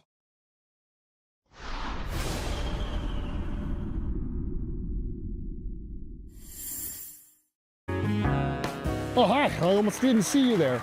Welcome to DCF Buns, where you can find the freshest buns in town, if I do say so myself. Oh, our master bakers teach class every week. So whether you're new to baking or trying to improve your culinary skills, we got you covered. And we can help you bake the cake of your dreams. We'll even clean your cake if you want. And if you don't want to bake anything yourself, we have loads of fresh buns available in a variety of shapes and sizes. Check us out at dcfbuns.com to learn more. DCF Buns, we keep the buns hot and the deals hotter. Buns.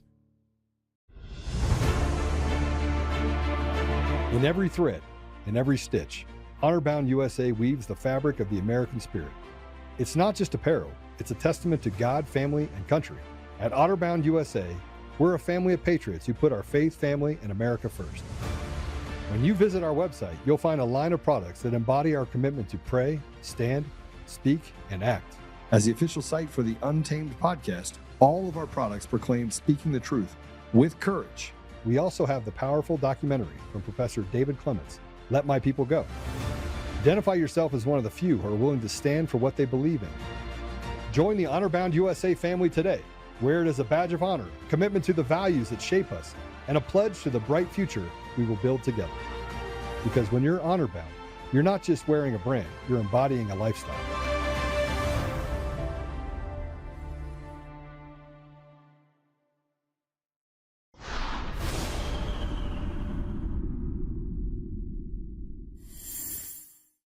Above all else, the effort to commandeer the U.S. Postal Service in a shameful act to turn it into a voter suppression war machine against the citizens of the United States is both unlawful and unconstitutional. That the Constitution gives the president no authority to have done this. That the U.S. Postal Service final rule is not only based on an unlawful executive order, but frankly violates the federal laws that govern the U.S. Postal Service. So yes, I do think time will tell. And what it will tell is a sad tale of an administration insistent on making it harder for you to vote and easier for them to cheat because you have an unpopular president whose party is otherwise going to lose the elections. What time will tell is that this is going to be misused and abused to create a permission structure to challenge elections that Republicans lose fair and square. What time will tell is that election deniers, advocates of the big lie, will cite this case as proof that somehow there was fraud when in fact there was none, that somehow there was cheating when this opinion doesn't say that. And shame on the U.S. Supreme Court because they know that that will happen. And they either want that to take place or they simply don't care. My job as a lawyer is to set all of this aside and to take the law as it is. We have this decision from the U.S. Supreme Court. We have been told that it was premature for the states to bring their case. Presumably, this will also result in the lifting of a similar injunction also issued in Massachusetts in favor of a bunch of nonprofit organizations. Now, that's not self-executing, so we're going to have to wait and see if that happens, and if so, how quickly. But from my standpoint as a lawyer representing parties that are injured by this, well, we're not giving up. We cannot let the cynics win. We cannot let Donald Trump prevail because people like you and me simply give up. Now's not the time to give up. It is to double down and to triple down and to make sure that we do everything in our power to protect free and fair elections in this November and for years to come. And what that means is that in the coming days and weeks, you will see more litigation in this case, and more litigation in other cases, trying to make sure that the administration cannot cheat its way into holding power that the American people takes away from it. Look, if there's one thing you can do, is you can share good information about what just happened. Don't buy into the lies. Don't buy into the conspiracy theories. Don't let Donald Trump own this narrative. Okay, I just want to point something out. First of all, he knows that he's lying when he's talking right now. And I built an agent that looks at psychopathic and sociopathic behavior. And you just plug stuff into it, and it's an AI agent. And I got really good at reading people, and he's basically going through the motions, very emotional. Mark Elias is a sociopath. Like, he is probably one of the most disgusting human beings you'll meet, but he's also a part of the intelligence community. That's what he doesn't tell you. Here's a guy that is deeply connected to people who want to subvert the will of the people. He says, I'm a lawyer. My job's to do this. We need to fight back. That's actually not what lawyers are supposed to do, is what he's doing. He's doing the opposite of what lawyers are supposed to do, because he wants to say the big lie. And when he said the big lie, he knew it wasn't a lie. Go back and watch it again if you get a chance to. Just, go back and watch what he says and how he says it.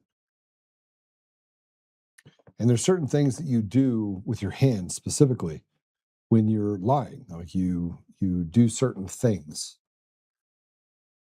He's a liar. He's a deceptor. He's an absolute 100% large baggage of dog doo-doo. Sorry, I'm trying to be a little bit more. I only tell the ADL to F off because they're a bunch of terrorists and people like Coomer, because he's a lying terrorist. And they know it. They keep you away from information. They create black boxes for a reason so they can lie to you. But see, it says in the last days that the truth will become a lie and the lie will become the truth. And they know it. They look, everyone looks and goes, well, he looks like he's telling it. No, he's not telling the truth. We have all of this data and he's walked past it. He's never even addressed it. You want to know why? Because that's what he's counting on. These people have become the Nazis of our world. Matter of fact, it's probably pretty close that this group of people that is affecting and stealing the voice of not just Americans, but people in every nation across the world. Those people know what they're doing. They know what they're doing. They've been planning this. They see us as, you have people like me. You have people that are up there that fight. They may wait and they bide their time so they can go out and take them. They took out Charlie Kirk. And you'd say, well, who benefits? Somebody asked me a question. Terry asked me the question this morning. She goes, Joe, who benefits from Charlie dying? And I go, the problem is that if you ask that question and you look holistically at all the things that Charlie was involved in, the things that he said, and especially the things that he did in the 3 months leading up to his death, all of the people that you could draw a conclusion to, Antifa wasn't one of them. See, Antifa didn't benefit from the death of Charlie Kirk, but I know who did. And yesterday, when we were talking about General Holt, and he talked about I went back and I started looking again at ballistics, and it brought me back to the Fold AR guy that gave a man named Victor Marks, where I guess they stole the gun or took the gun, a foldable AR 300 Blackout. And I keep thinking to myself, man, if anything was going to do the damage that was done to Charlie like that with a bullet, it's that. And if you check the sound, you go look it up, man. I don't want to. And here's the part that I want you to understand. I don't actually care who killed Charlie. Charlie's dead. He's with Jesus. The bottom line is Seth Rich died because they wanted to cover things up. You could walk down the line, Martin Luther King, even back to Abraham Lincoln. They used death and intimidation, and they've been using these bully sticks for a long time. The devil's been at work. But Charlie died. And there are people that became pariahs for standing up for Charlie. People that became pariahs for saying the country is not on the right track. And this is where I get into who's right. Who's right? President Trump right? He's pretty upset at certain people that were on his side, that they wouldn't have been elected without these people. And the list is long. Elon Musk, Tucker Carlson, these are people that found themselves acting or saying to themselves, am I the useful idiot? And this is how I know that President Trump may say stuff about certain people, but he somewhat doesn't mean it. He takes shots at people sometimes. Or maybe he does mean it. Maybe I'm reading the room wrong. But Tucker Carlson had a sit down with the former border chief Ovino. And what I got out of this is kind of scary. And I said this before, that, after watching Tucker Carlson, and specifically after watching Tucker and walking through I watch his videos, right? So you guys can say whatever you want. You don't have to like Tucker. You could say he's fallen off his rocker. He hasn't fallen off any rocker. He is awake. Now, everything he sees is he questions everything. And should he? Yeah. Does his family have ties to the CIA? Yep. Yeah. Because you don't even get to the position where you're able to do what President Trump has done unless you come from institutionally a background. Lindsey Graham. Lindsey Graham dies. His sister becomes the heir apparent to the position, and with literally nothing. I mean, people just decided, okay, I'm going to vote for her. It's not even real. The elections aren't even real. They're not. We don't have free and fair. We don't have elections. This slavery that we're under right now, where you think that you're free, you think you can make decisions, you can make no decisions and like it. None. There's no difference between this and the 12th century in England. Only you got Advil if you get a headache, and you got some antibiotics that may or may not work at this point. I want you to hear what Bovina says about how many people there are in the United States that are here illegally. Play it. So just to kind of set it in context, what is the state of illegal immigration in the United States today, to the extent that we know? Like, how many illegal immigrants live in the United States? How many have been deported since Trump got elected, et cetera? Like, where are we? Tucker, thanks for having me. It's good to see you. Of course.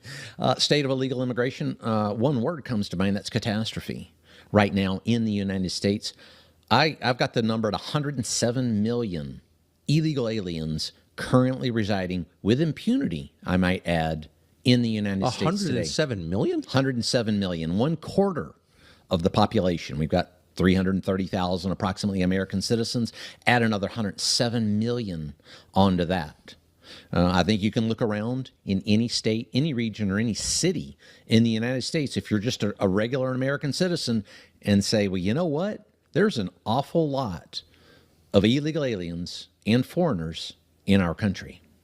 Yeah, I mean, it's a completely different country because it's got a completely different population, and you're discouraged from saying that for some reason. People are bullied into silence on the question, but I mean, it's not the same country. It's not even close. And, you know, better in some ways, worse in a lot of ways, but it's totally different. And I assume that was mostly because of legal immigration, but 107 million illegal? Illegal, the ones that came right across that border, and not only over the past few years under the Biden administration, but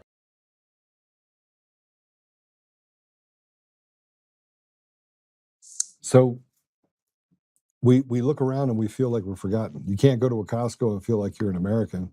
It looks like little India.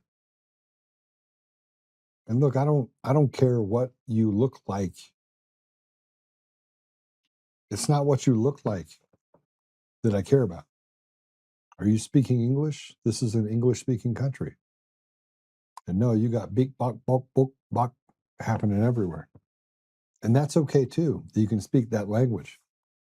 But then most of them can't speak English. And here's what happened when I went to Costco. I decided I was going to mosey over to the little cash register deal. I was watching her, and I reached over and I looked. And there's a Pakistani, whatever he was, Indian. But I looked over, I got over there. There's a tax line. The tax line said 0. And I looked at their cart. They got like clothes for the kids and everything else. Everything's tax-free. I look over again, and I'm like, So I went to Costco again because I needed some more pretzel bites, just so you know. There's peanut butter pretzel bites. So I went to Costco again. By the way, I've never been in Costco where someone didn't walk up and give me a hug or say hi to me. So if you see me in a Costco, it's okay. You don't have to give me that weird look. Just walk up and say hi.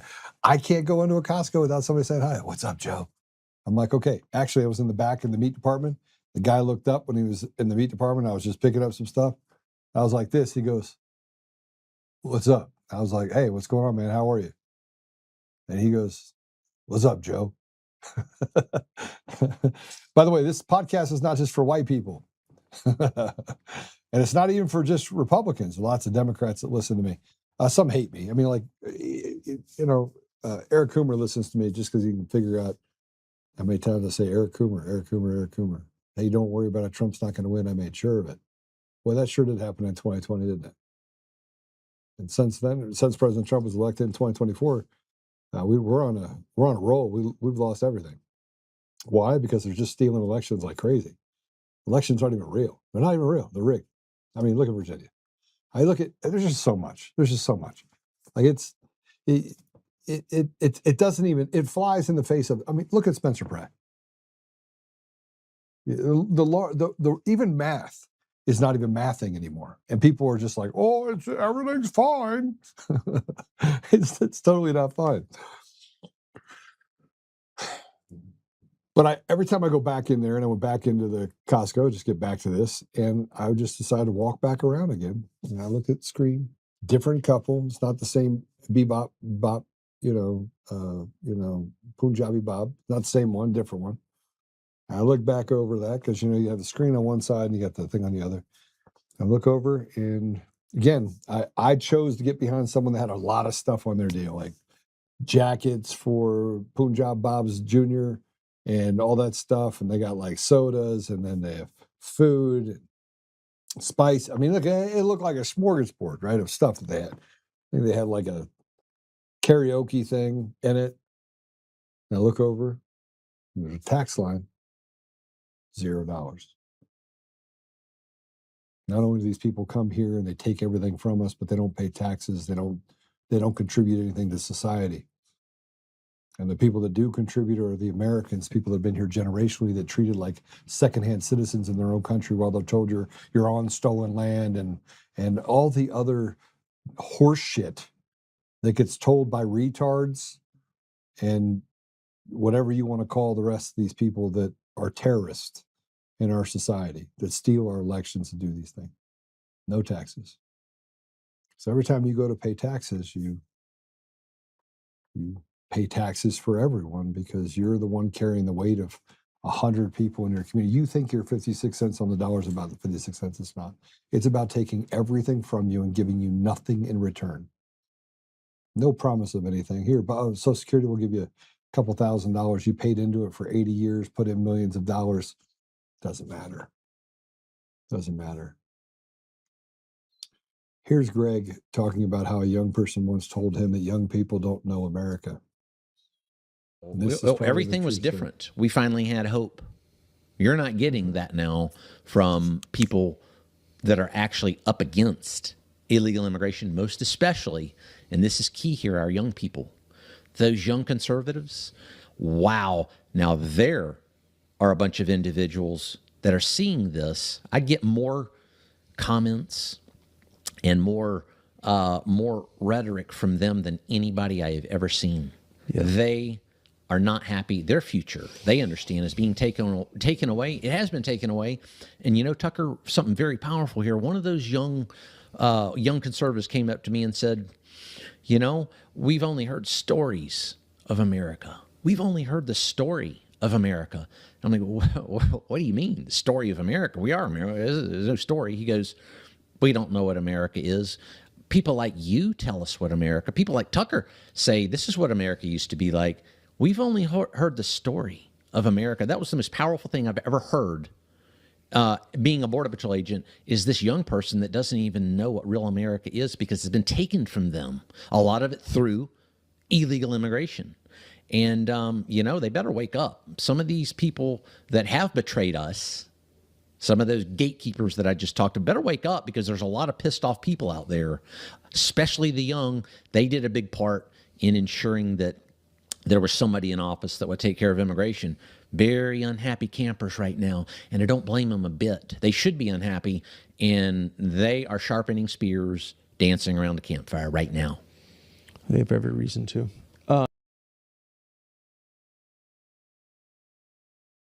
They have every reason to. They have every reason to question what's happening in our country, question what's happening to the opportunity that should be afforded to them. It's not. Where have we come to? What does America look like now? So let me just give you a little bit of you have women that are lining up to support other women who are strangling, stabbing, burning their babies. That's a real thing. Then taking videos of themselves beating their own child. acting like the world is coming to an end because their child is crying. And I just want you to know something. These people are cowards. They're trash. They're evil. And you say, oh, no, Joe, they're mentally ill. No, they're garbage. They're weak, pathetic people that, by the way, would have fallen in the gap if you didn't have the sign that said mind the gap. They would have got hit by a turnip truck if you didn't say look both ways. Natural selection would have made it a whole lot easier for society where we wouldn't have people like Kyle Clark who are team evil, because they would have been taken out long before they actually got to that position. So it's right. The young people don't know what America used to be. It didn't know about the fact that if you went out and did something to somebody in society. Look, I grew up where I grew up, man, we solved it in the streets. We were good. Let's get in a fight. Let's throw down. I'm all about that life. Why? It's just it's America. It's America to literally have strength. And when your baby's crying, and I remember my daughter crying, I remember my son crying, they would be sick, they'd be upset. And you could say a lot of things, but my children could never get me upset. They're crying, they're upset. Daughter's got 102 fever. All it made me want to do is do whatever I could to make them feel better. I remember at 1 o'clock in the morning, and my daughter is a year old. I'm standing in the shower. She's crying, she's upset, she's got a fever. Maybe she was a little older than that, year and a half old. And her fever is like 101, almost 102. And I stood in the shower for hours because the shower brought down the temperature. She's crying in my ear, and all I kept thinking to myself, and I've seen parents that have to walk away from their babies. I had a friend that shook his baby so badly it caused brain damage. He stayed my friend for about 15 minutes. I wanted to choke the shit out of him. True story. I'm like, you could have just put the baby down. The baby can cry. You walk in another room, take a deep breath, and then come back in. But that's not what happens. And now we've normalized the fact that women can say, oh, I know how she felt about strangling her baby. You pathetically weak piece of shit. And now there's stories of men that are getting ready to get married, and they find out that their fiance, a week away from being married, find out their fiance actually supports this diabolical woman that strangled her kids. And he's like, yeah, I'm not marrying this witch. I thought we had a difference of opinion. Why would I'm going to have children with you, and you feel for a murderer? Now, fuck off. That's the reality. Men are starting to wake up.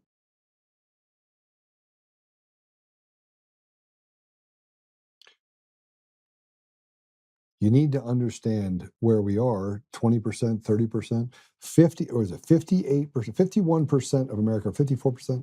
Hold on, I need to find this out. Let me do this really quick. I need to pull my notes on this.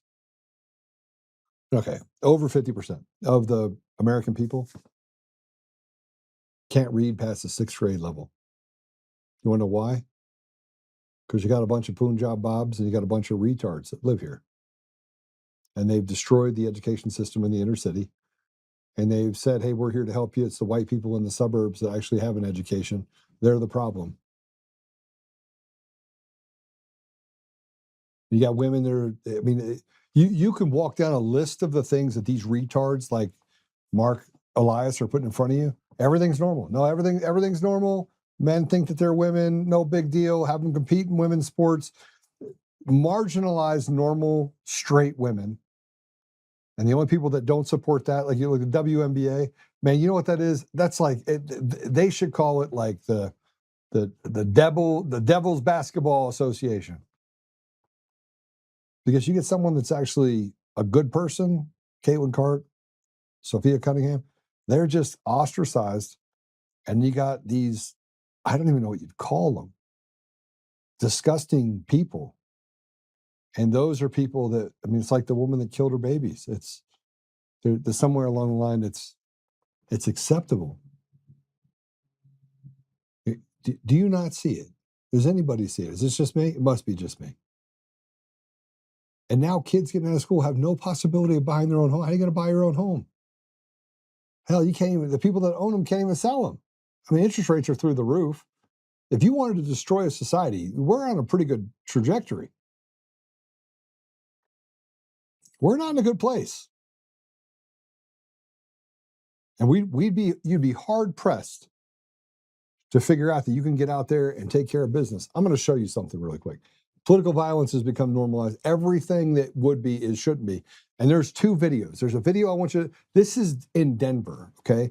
So you got the mayor of Denver and you got the attorney general, you got everyone else talking about the fact that they don't want to disenfranchise people for voting because, you know, because they want to continue this. I want to show you what is happening in Denver, in one of the most prominent parts of downtown Denver. I want to show this to you. Play that video first. Can you play that video first?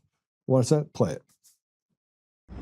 Let's take a look at Mikey's Vibrant Denver for lease. I'm at the pavilions here. For lease, for lease, for lease. All everything down here for lease. There isn't one store open here. That's empty. That's empty down there. There's nobody here.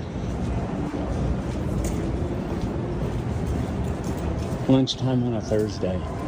For lease. For lease. This is for lease too. This is vacant.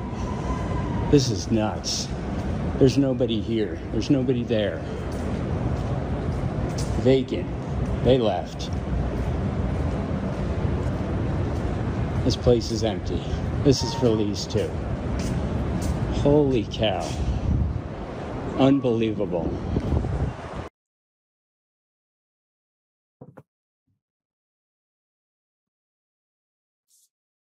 Do you know what Denver reminds you of? Democrats are not retarded. Democrats are not voting for these people. Democrats are not, they're not voting for these people. The occupancy rate in Denver right now is 39%. 61% of the buildings down there are vacant.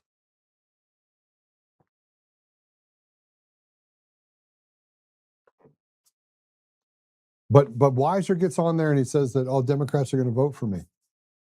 Do you believe that? How can you look at the outcome variable and think that Democrats are retarded? They're not. They're not retarded. A vast majority of them don't believe in any of this trans, whatever you want to call it. It's not real. It's not real. A certain portion of our population has lost their mind. Yes, 15, 20%. Yes, maybe it's that high. I don't think it is. Everyone else is not voting for a Phil Weiser, is not voting for Democrat policies, not just in Colorado, but around the country. It's not possible. You can't talk to a police officer and them say everything's normal, everything feels right. You can't talk to a lawyer that says the judiciary is not rotted completely to the core. You see what I'm saying here? I mean, this is not normal, but you have people on the left, you have influencers that say they're on the right. Trust us, bro. Trust us. The elections are fine. Trust us, bro. Everything's good. Gas prices are $5 a gallon. Trust us, bro. Let's bring in outside beef while we basically shit on the people that actually have beef in our country. I mean, come on, you can't even begin to understand the institutional rot that we're dealing with right now. Rot. A little history lesson if you want to go check it. This is identical to what it looked like in Venezuela as it started to, the slow collapse turned into a fast collapse and people basically went after each other and crime became the number one thing in the country of Venezuela. And guess what they did? They did it there on purpose. They're doing it here on purpose. They're trying to weaken the disposition of the largest, most powerful country in the world. And the American people are watching as 107 million illegals are all over it. And I'm going to tell you something else that I know is happening. I said, I was on a phone call this morning and I walked through this. Mark my words. You guys think that Iran doesn't have soldiers in the United States? You think the Mexican cartel doesn't? They did. They would just push them out. You don't think that mosques have secret meetings behind doors? You think for any reason that the FBI is smart enough or they care enough and they're not a part of it, that they're not literally, that these people, by the way, I know this for a fact. I've been all over the world. Here's what I'm going to tell you about Muslim extremists. Yes, you have the ones that are stupid that use cell phones and Snapchats and everything else that they're going to get caught. You want to know why? Because the NSA, there's nothing secure. Nothing is secure. There's 20 million cameras around the United States on every corner long before Flock even showed up. And the reason why you have a Palantir and the reason you have Facebook and everything else is they track everything anyway. They already know who you are. They know who I am. They know who you are. They know what you like, don't like, dislike, everything. It's all, nothing is secret, okay? So people that say data, that you have to have data privacy, it's all a lie because the big guys don't care about your rules. Right? They don't care about, it's like paying taxes. They don't pay taxes. Neither does the hijab Bob. The only people that pay taxes are the slave Americans, period. And they're the only ones, by the way, the slave Americans, that are told to kill your babies and support some diabolical woman that strangles her babies. We're already in an upside down world. President Trump doesn't pull the trigger on the Insurrection Act and do something to reset things. What do you think it's going to do? You think it's going to get better? You think when evil's got its grip, it's going to get better? You think your children stand a chance? You got parents running away from things. What state are you going to run away from? All the systems are the same. No, we'll just patch it. John Solomon, we'll just patch it. John Solomon's probably the most retarded individual on the planet. Like if there was a list of most retarded people on our side, Dan Bongino, Kash Patel, John Solomon, all the people that stand up there and act like they're smart. They're not smart. These are stupid people. John Lispy guy.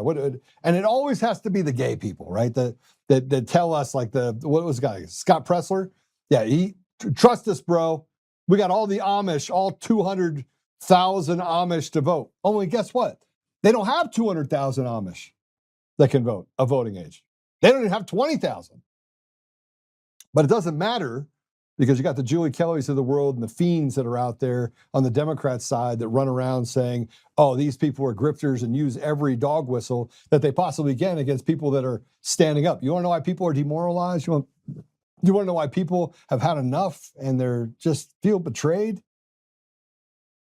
Because most of the influencers are just a bunch of retards that steal money off the side of things and ignore things that Tucker says because God forbid he say that, hey, when are we going to get back to America first?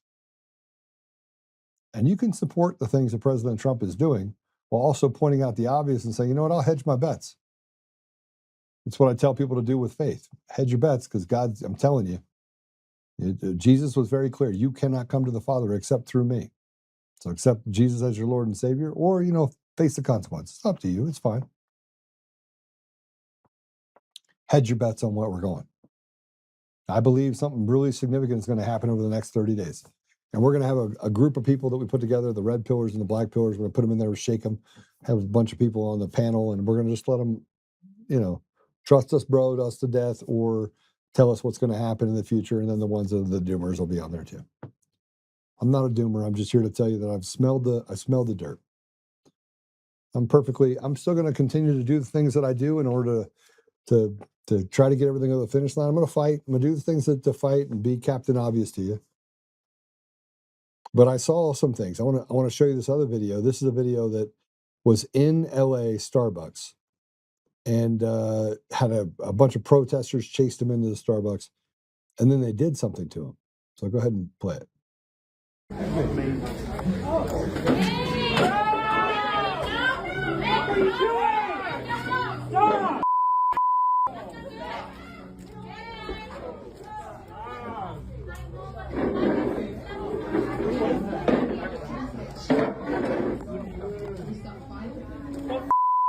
People. You got it. Go. Hey, stop! Hey, stop! You gonna call the police now, bud? Okay. There's a lot of people here. Hey, leave him alone. Y'all support MAGA? Y'all support MAGA?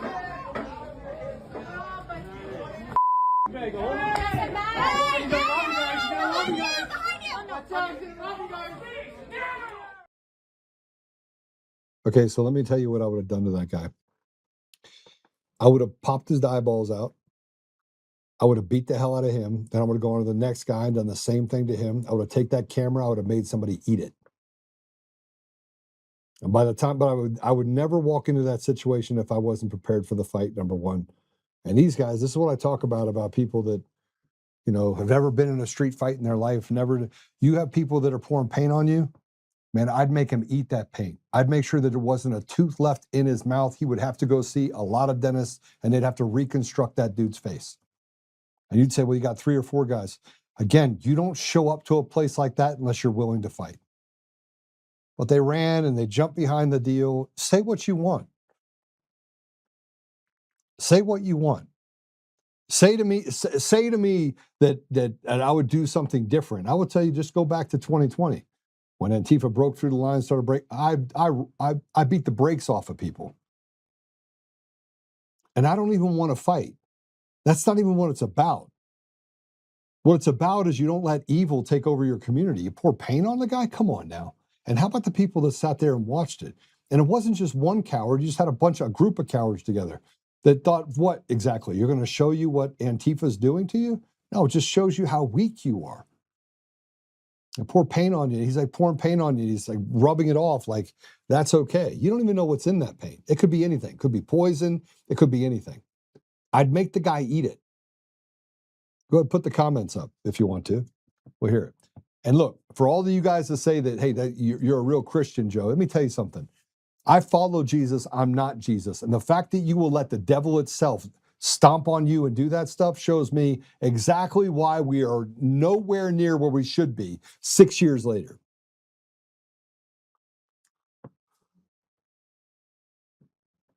Warrior Gal said, we have Hamas in my community yesterday. They had a march all through the Jewish community.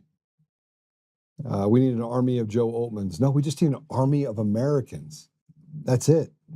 And I don't care what people say about me, right?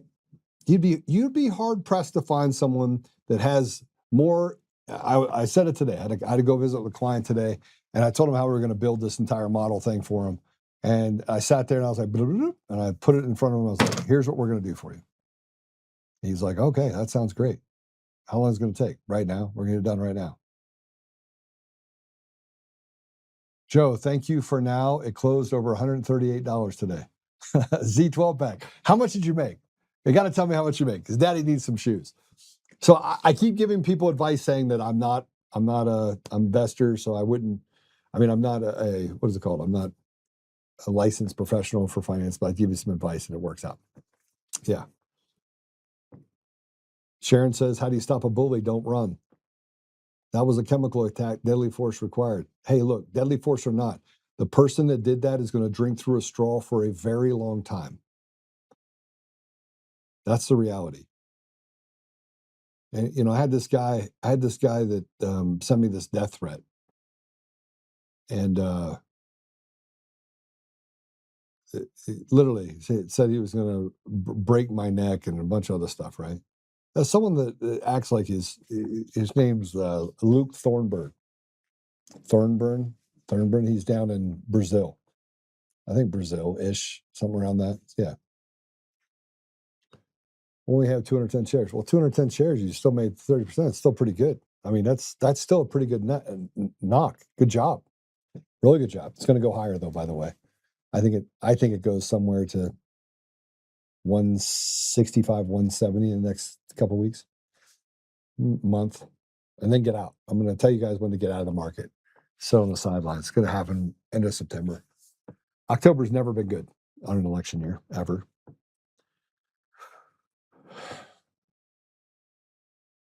I fear the complexity method of which this country's blown conquered surpasses the cognitive ability of most people.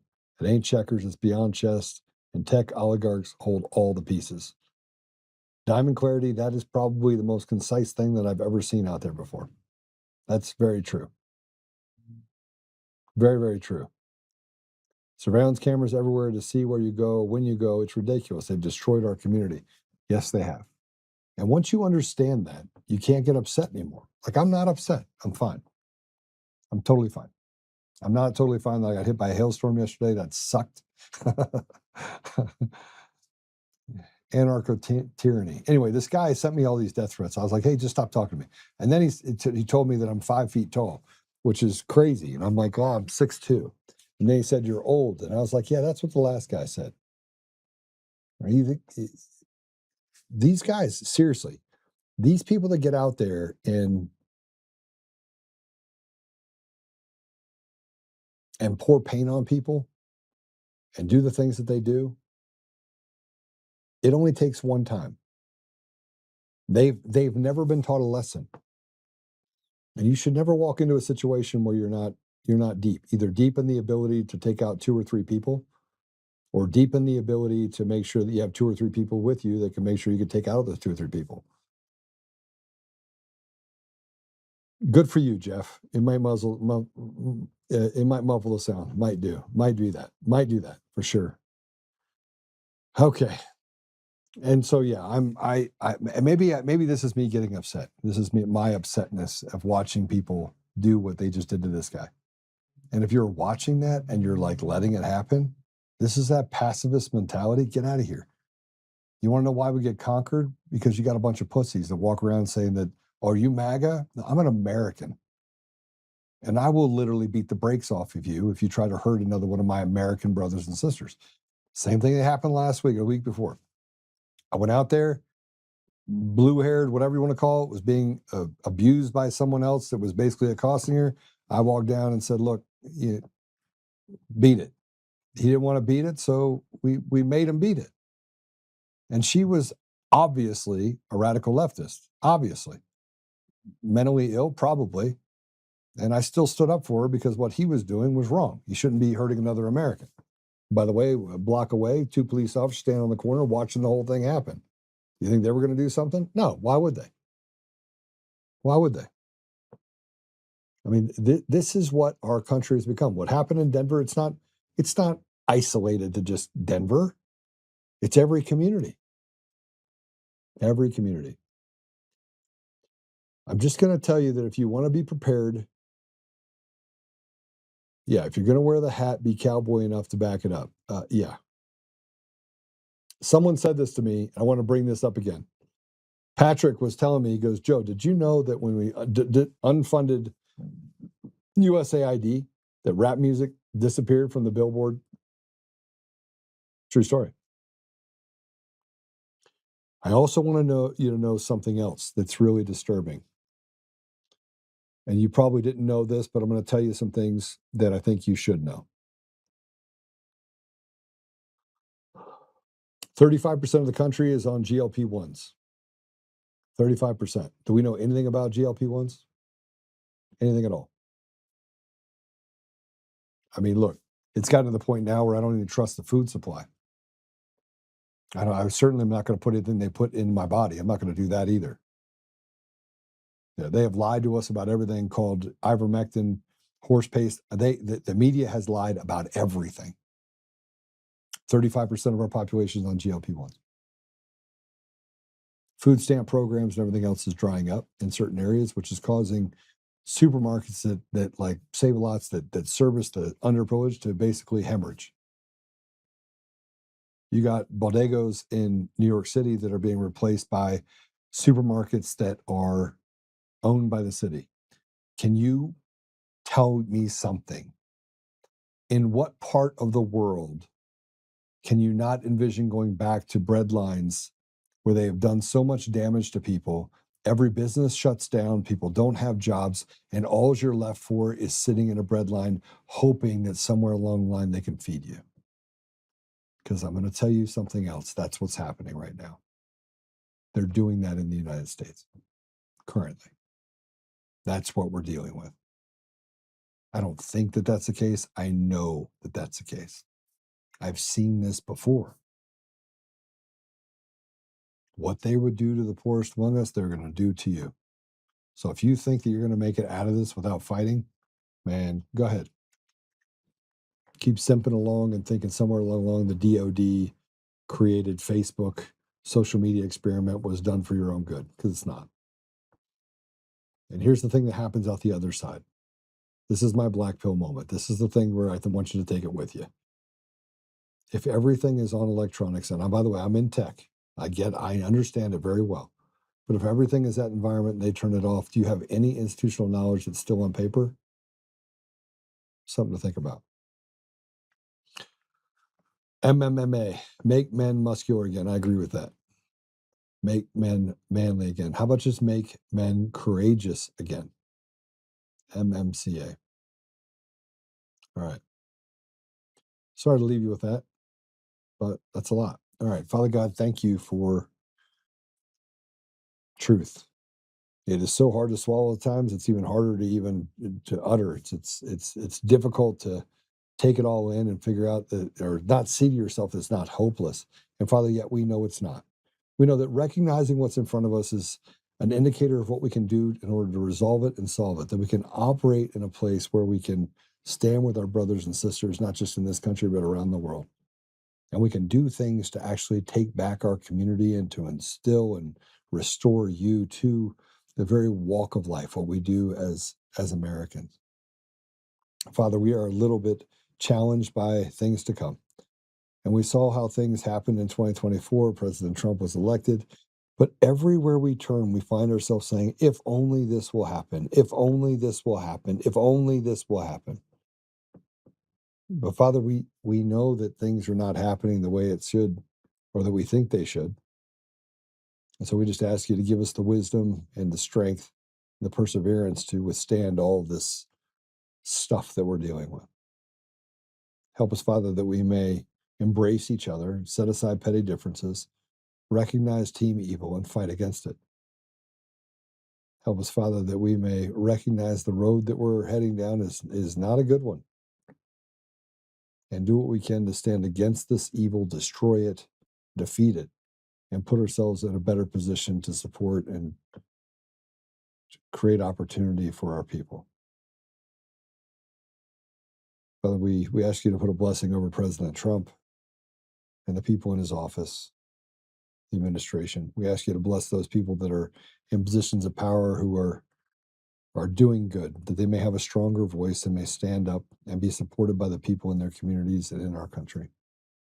Help us, Father, to lean into you and to trust and trust in making sure that if we do what we're supposed to do and we bring things to you, that good things will happen. We ask these things, Father, humbly in the name of Jesus Christ. Amen. All right. As I'm sitting there praying, I was like, man, this is just crazy. Like I'm listening to Juan. I listened to General Holt yesterday. It's just a lot. It's a lot going on. Susan Rice, good to see you. Warrior Gal, hailstorm. We had a tornado. Look, I took authority over it and it became peaceful. But believe me, it wanted to do destruction. It made its way to Nassau. Christians better rise up and take their authority. I agree. We ask in the name of Jesus that the devil be destroyed. Yeah, we do. Where's that Amish community when you need one? All right. Apple Podcasts, Google Podcasts, Spotify, Pandora, iHeartRadio, TuneIn, and more. We did go a little bit later. I was a little late today. Remember, you hit the share button. You're the one that is the ambassador of truth. It's really good to see all of you today. And remember, just do the things that you want to do on your side to share. And but also be the knowledgeable one. Be the one that's out there talking if you're going to be talking to the community. Embrace some other Democrats in your community, and you'll see that you have some unlikely alliances that I think are really important. And be nice to people. Be nice to people, right? People are hurting. Lots of people are hurting. Lots of people are broke and hurting, and things aren't going that great. So just remember that when you're out there. This morning, I went around and had to honk at a woman to go in front of me. And I look over and she's like smiling, laughing at me like I was going to be angry. So I smiled and laughed back like, I just wanted you to go. It's like, I'm good. I'm not angry, which pissed her off. So when she went from smiling to giving me the finger, I just kept smiling and shaking my head, raising my hands, saying, all right, have a great day. The devil is powerless if you don't give him power. right? So just remember that. All right. God bless you. Talk to you soon.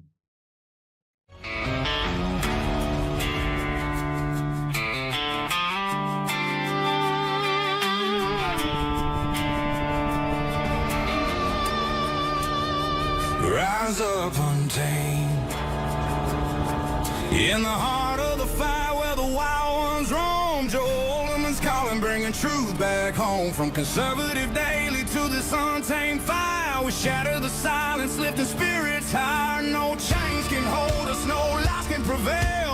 Authentic and fearless on this rugged trail. Patriots gather under stars and stripes. Untamed nation, igniting the night. Untamed nation, let the truth roll out in this land of the free. Standing proud from sea to shining sea, we won't back down. Catch the fire, wear the crown. Untamed nation, it's our battle song, motivating hearts where the brave belong. Yeah, untamed and wild, forever strong. Play it again all night long.